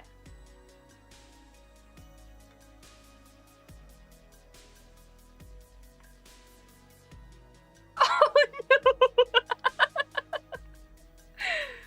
Oh no!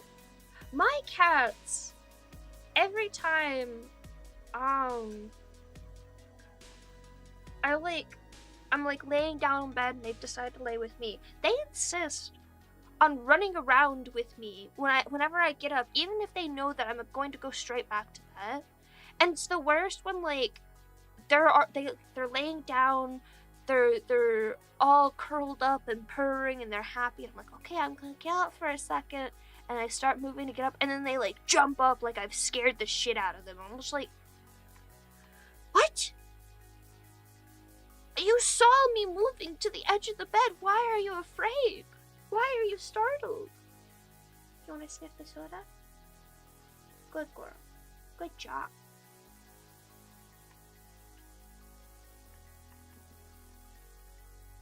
I'm trying to get this thing to load, but it's not loading.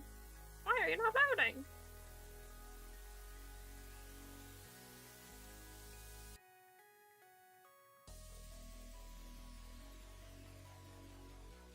There we go. I got the video at least. I can turn that into an audio.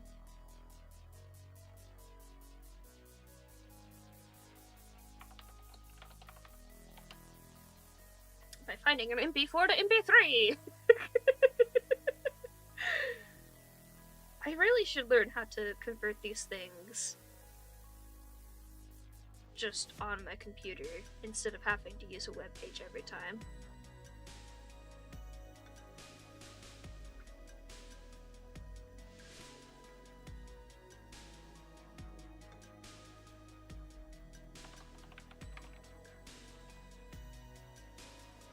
Get over there.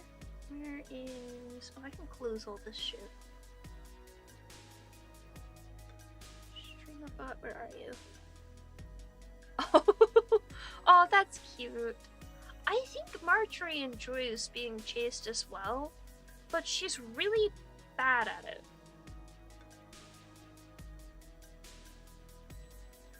Fair command. Oh, brother.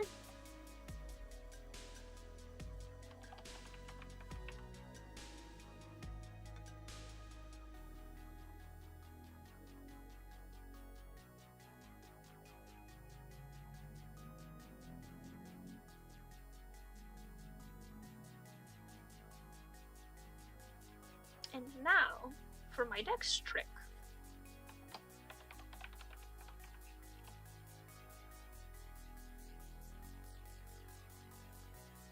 God damn it! Oh, I did it wrong. My bad. Nope, that's my bad.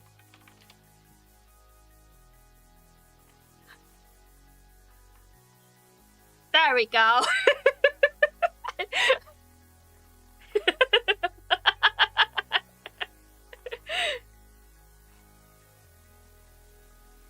I need to make a command with all the sound commands. I should do that right now before I forget. Is it on my side only? No! I thought I fixed that! What?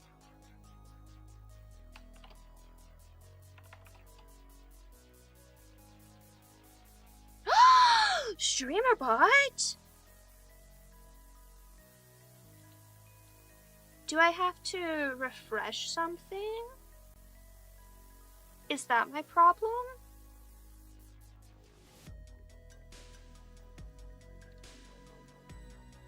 Oh, I bet that was my problem.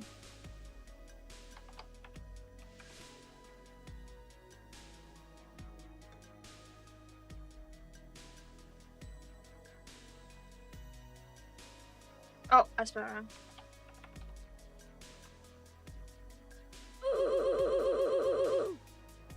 I think I fixed it.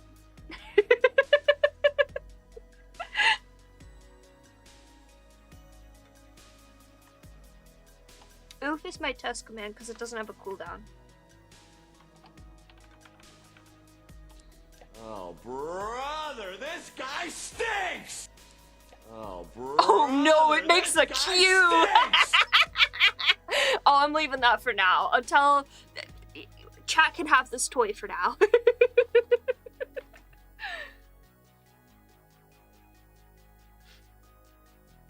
I have it to where all of them except for the oof sound effect are blocking.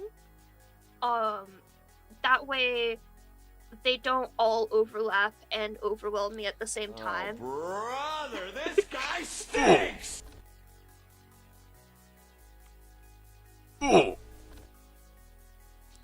Oh, brother, this guy stinks!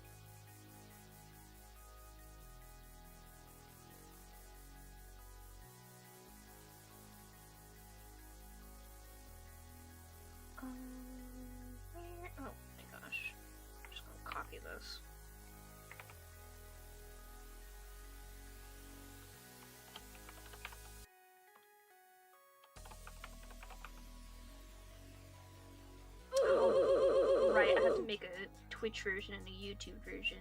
Bleh.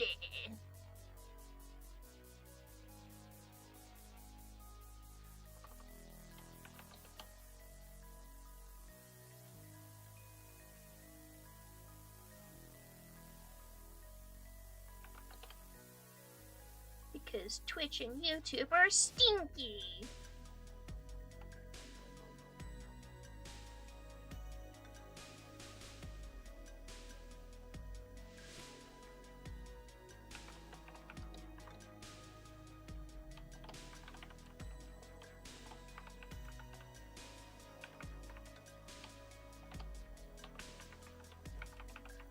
Oh, I should probably actually get a good list of these.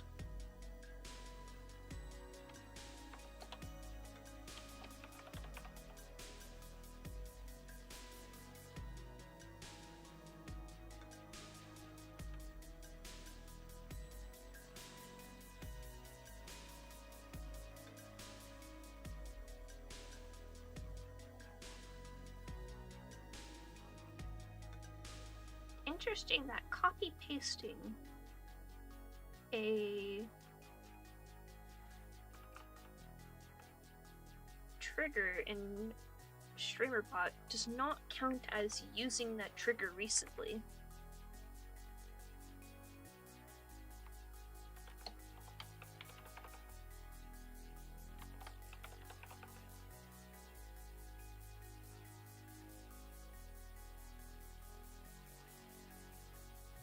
Okay, what are all the commands?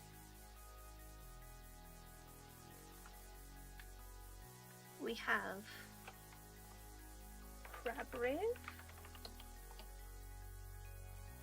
Great Asset, Mission Fail, Oof,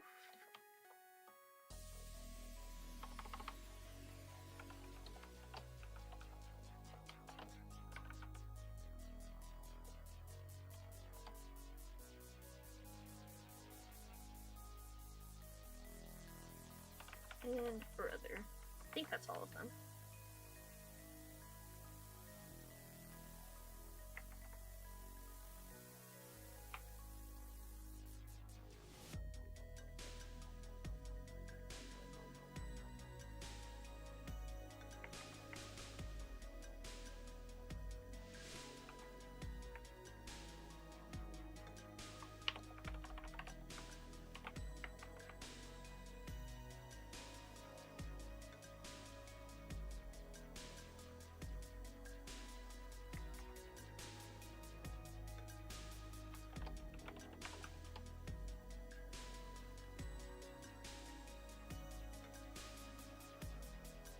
Hey, there you go.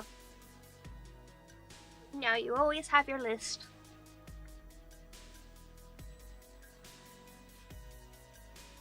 Oof specifically picks from randomly between 3 files. I think all the other ones are always the same sound though. But I was going to add more Among Us noises.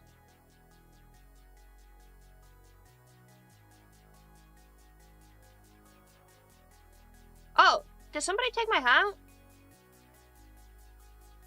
I don't remember. I didn't see anyone take my hat.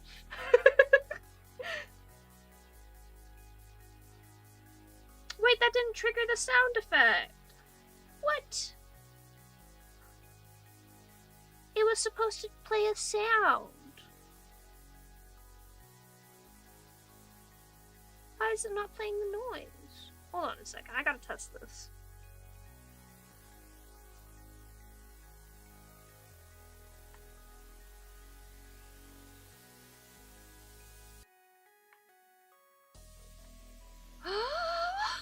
Why is this not working?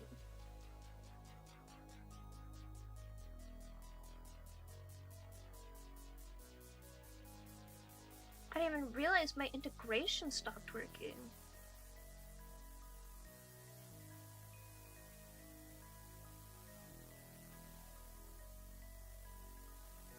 What?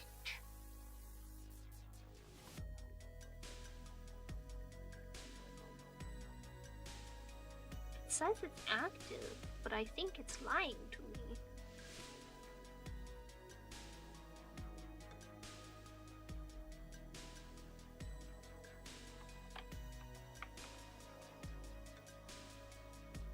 Oh, god damn it, I forgot.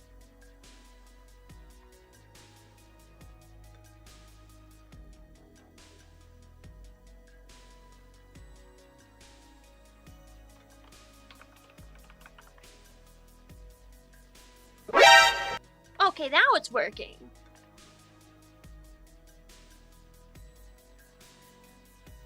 But why is this one not working?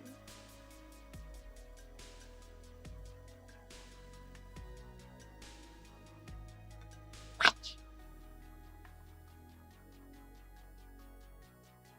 I have, for clarification, for the hat steal, on the Twitch side, I have it triggered by the reward redeem, but it's not triggering. Is it not connected to Twitch then?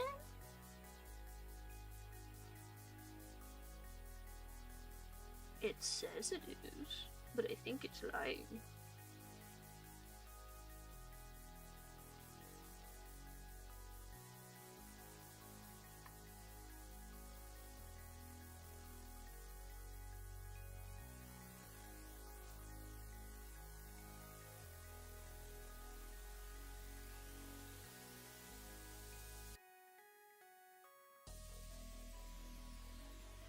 Partially connected. That's why.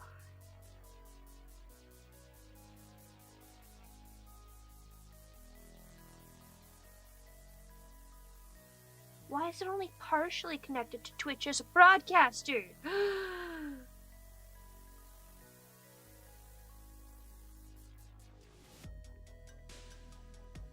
We have to log back in.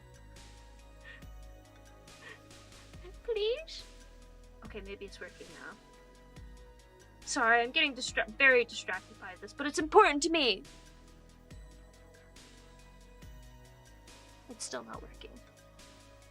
Why is this not working? Okay, well, I'm gonna give you your points back. I think you can use hat steal on Twitch side as well. Okay, I will fix that.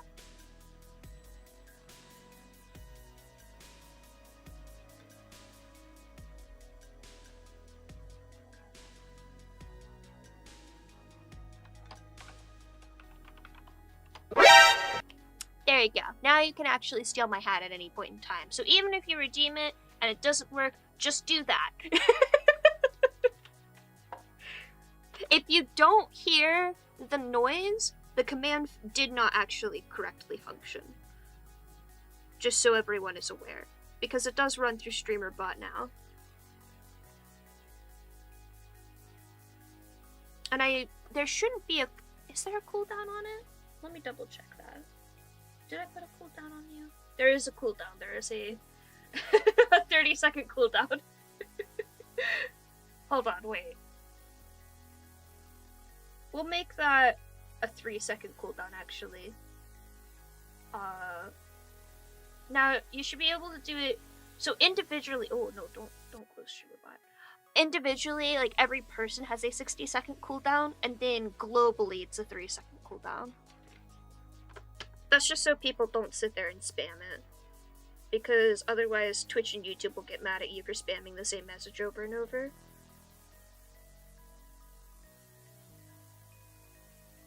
There you go.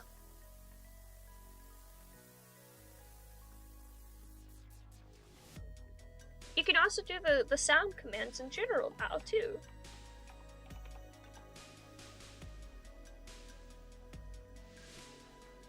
Now you can tell me I'm stinky.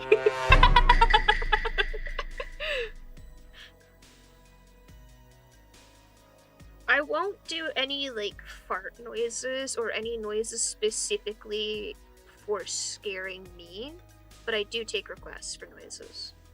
I will happily add others. the sky is the limit, because it's all done on my end.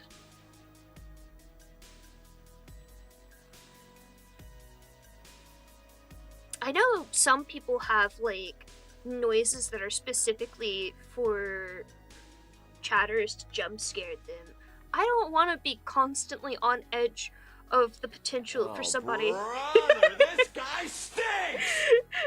for somebody trying to jump scare me all the time. I think that's a silly way to stream. And by silly, I mean stupid. I'm here to have a good time, not a bad time. No, go for it. So the way that they are put together, each individual command has its own cooldown, and they won't overlap each other, so you could spam them all in a row real quick, and it should be fine.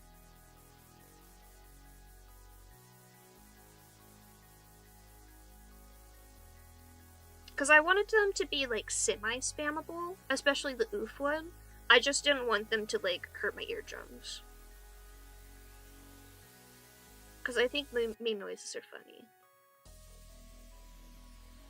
In your words, Kira, how do people live their lives without making a meme joke every 5 seconds?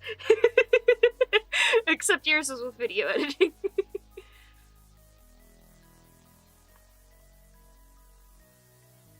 Right? Like, I don't understand it.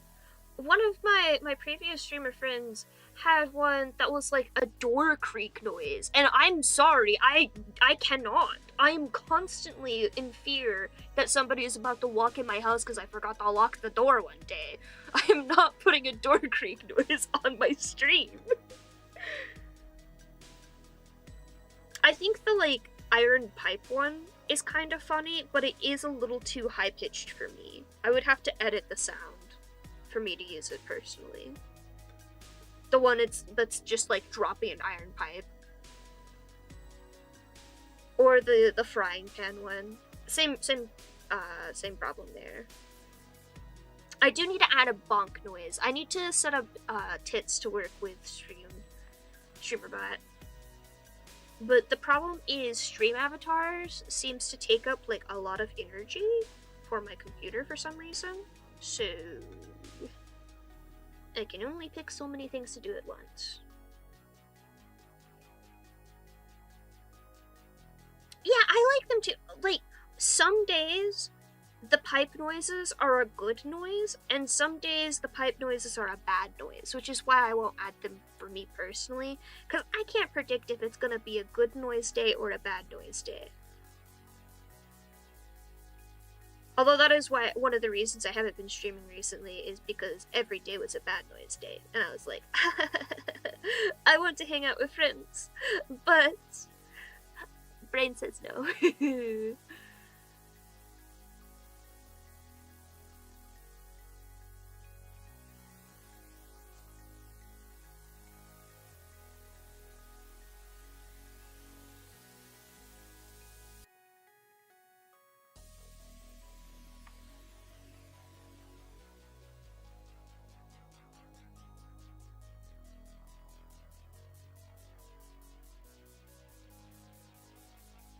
I think these background trees were supposed to be the magnolia? Was it magnolia? Yeah, the Chinese magnolia. So I'm gonna have to go back and I'm probably gonna have to change the way the leaves are so that they look like petals. But this is fine for now, because I'm just blocking things out still.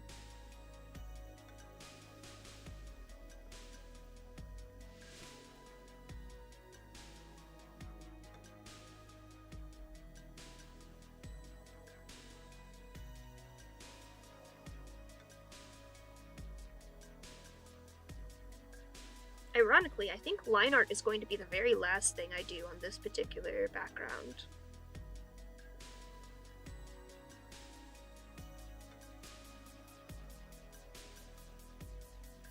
Oh, there was another noise I wanted to add, but I can't remember what it is still. I remember it at the most inopportune moments.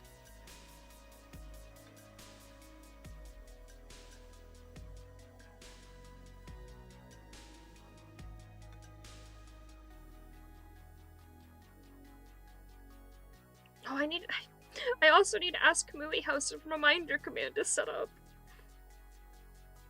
Which I think he's playing Deltarune today. I might raid into him.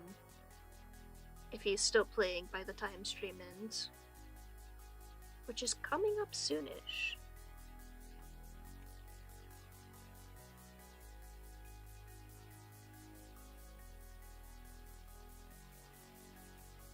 Yes, he's in chapter 3 now. Oh my god, I'm so I'm so happy with the new Deltarune chapters. I will not spoil anything. But they're so good.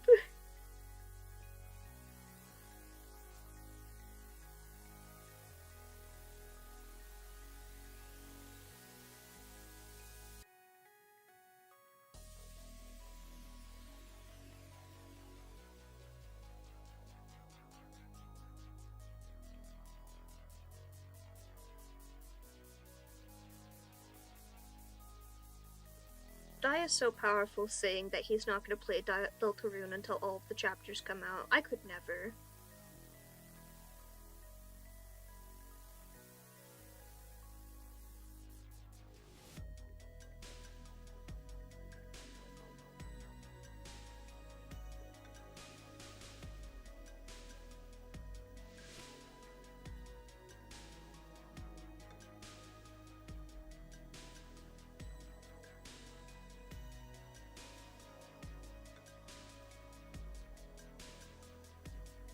I couldn't even get out of fucking Persona 3 Reload without spoilers before I got to the end. I was really frustrated by that.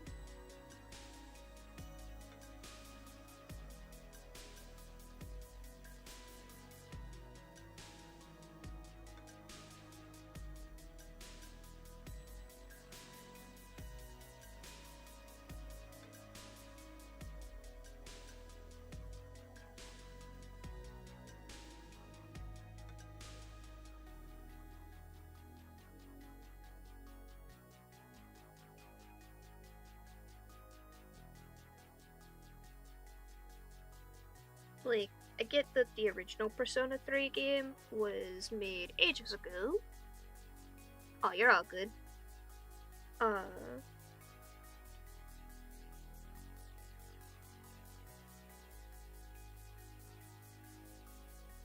But, yeah, the original Persona 3 game was made ages ago. And it's like, okay, I get being chill with spoiling the game. But, they made a remake of it. Bunch of new players from the series, from Persona 4, but more especially Persona 5. None of them are aware of the game. Please don't spoil it for those people, right? Right? Wrong. No, they're gonna spoil it anyways.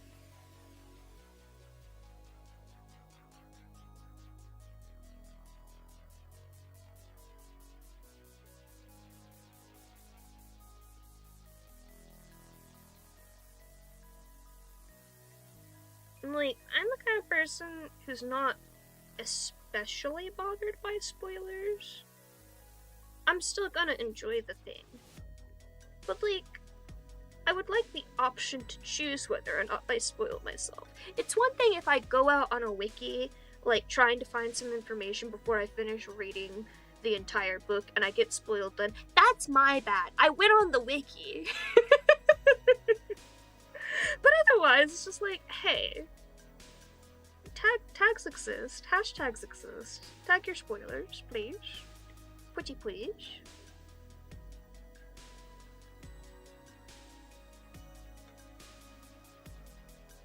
Okay, let's get some more reasonable colors down.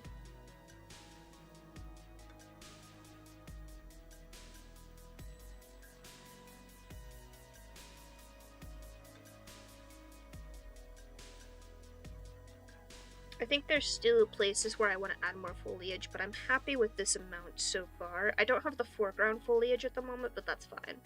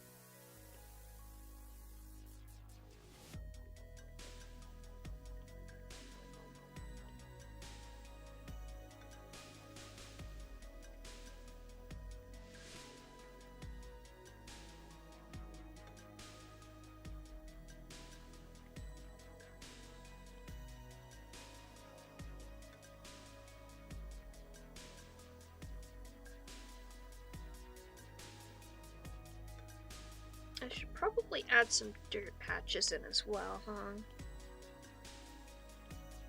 I'll worry about that later.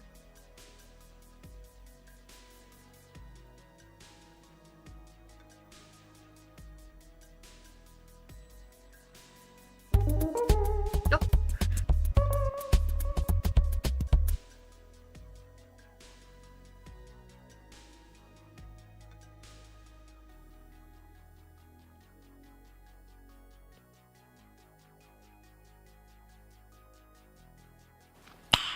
Nice.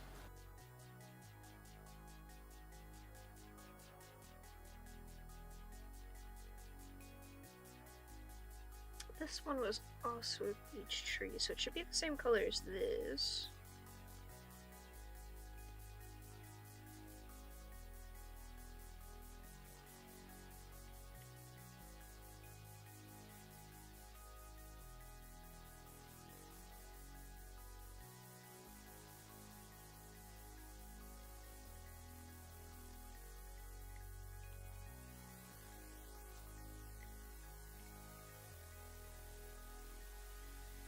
Were the stems green? I think they were. Yeah.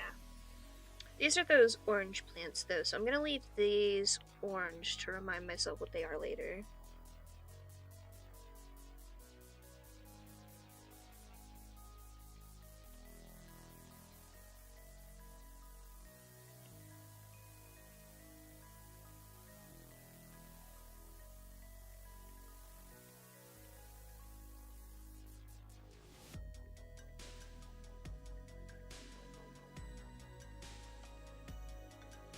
Similar situation with these bushes because they're also green in there, but they're mostly red. And I want to remember that they're the red ones.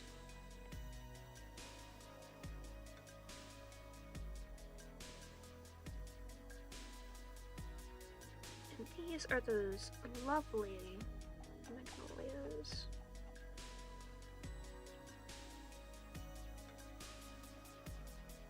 Which I will separate out the trunks on as well.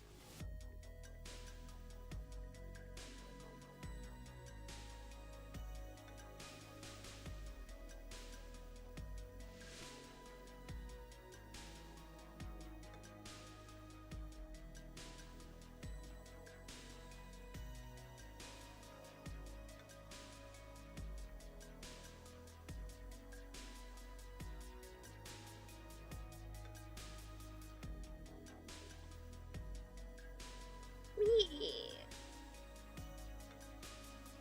Do you see my vision?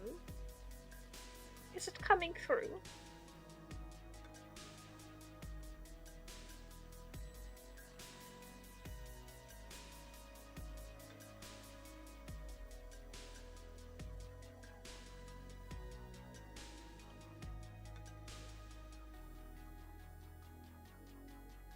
It's going to need some correction layers and such later, but that's fine. Also a fuck ton more moss. But I very specifically stopped myself from adding the moss now because I knew I would give myself a headache over it later.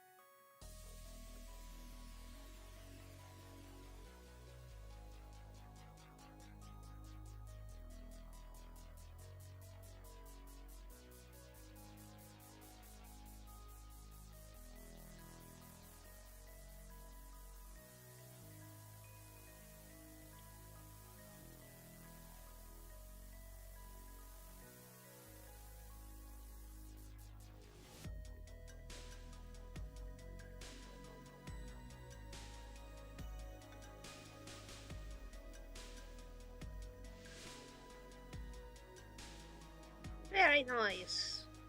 Alright. We will come back to this later. And we'll have all these foreground plants too. Actually, speaking of, Kira, if you're still around, do you want me to keep the foreground plants on a separate layer? So you can have fun with that?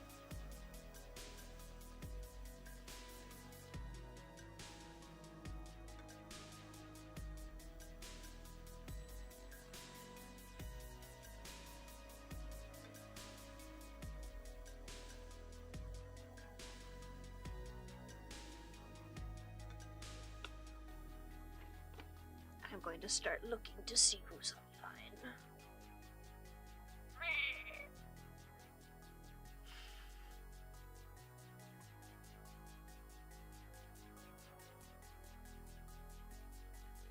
Heck yeah, I will remember that then.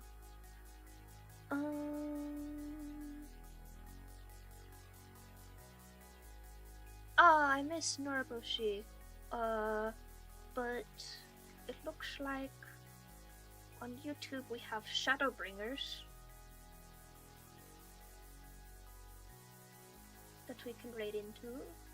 If I remember how to raid on YouTube. Give me a moment.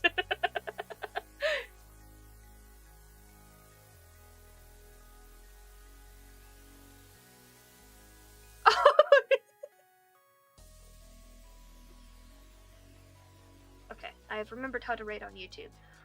And then on Twitch, maybe we won't raid into communities so people aren't spoiled to, Deltarune stuff. Who's online?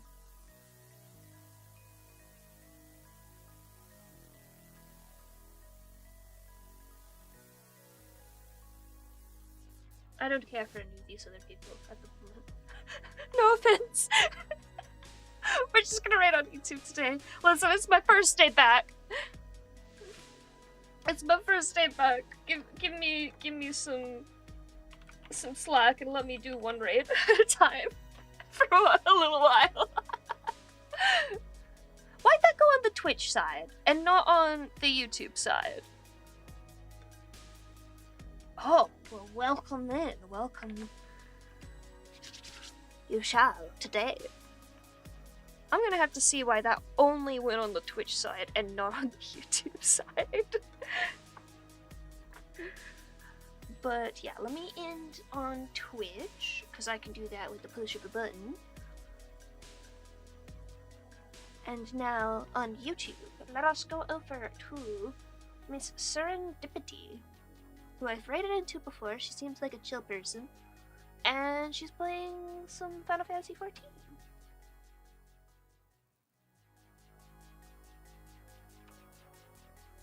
Now, if I recall correctly, all I do is end the stream, right? Right?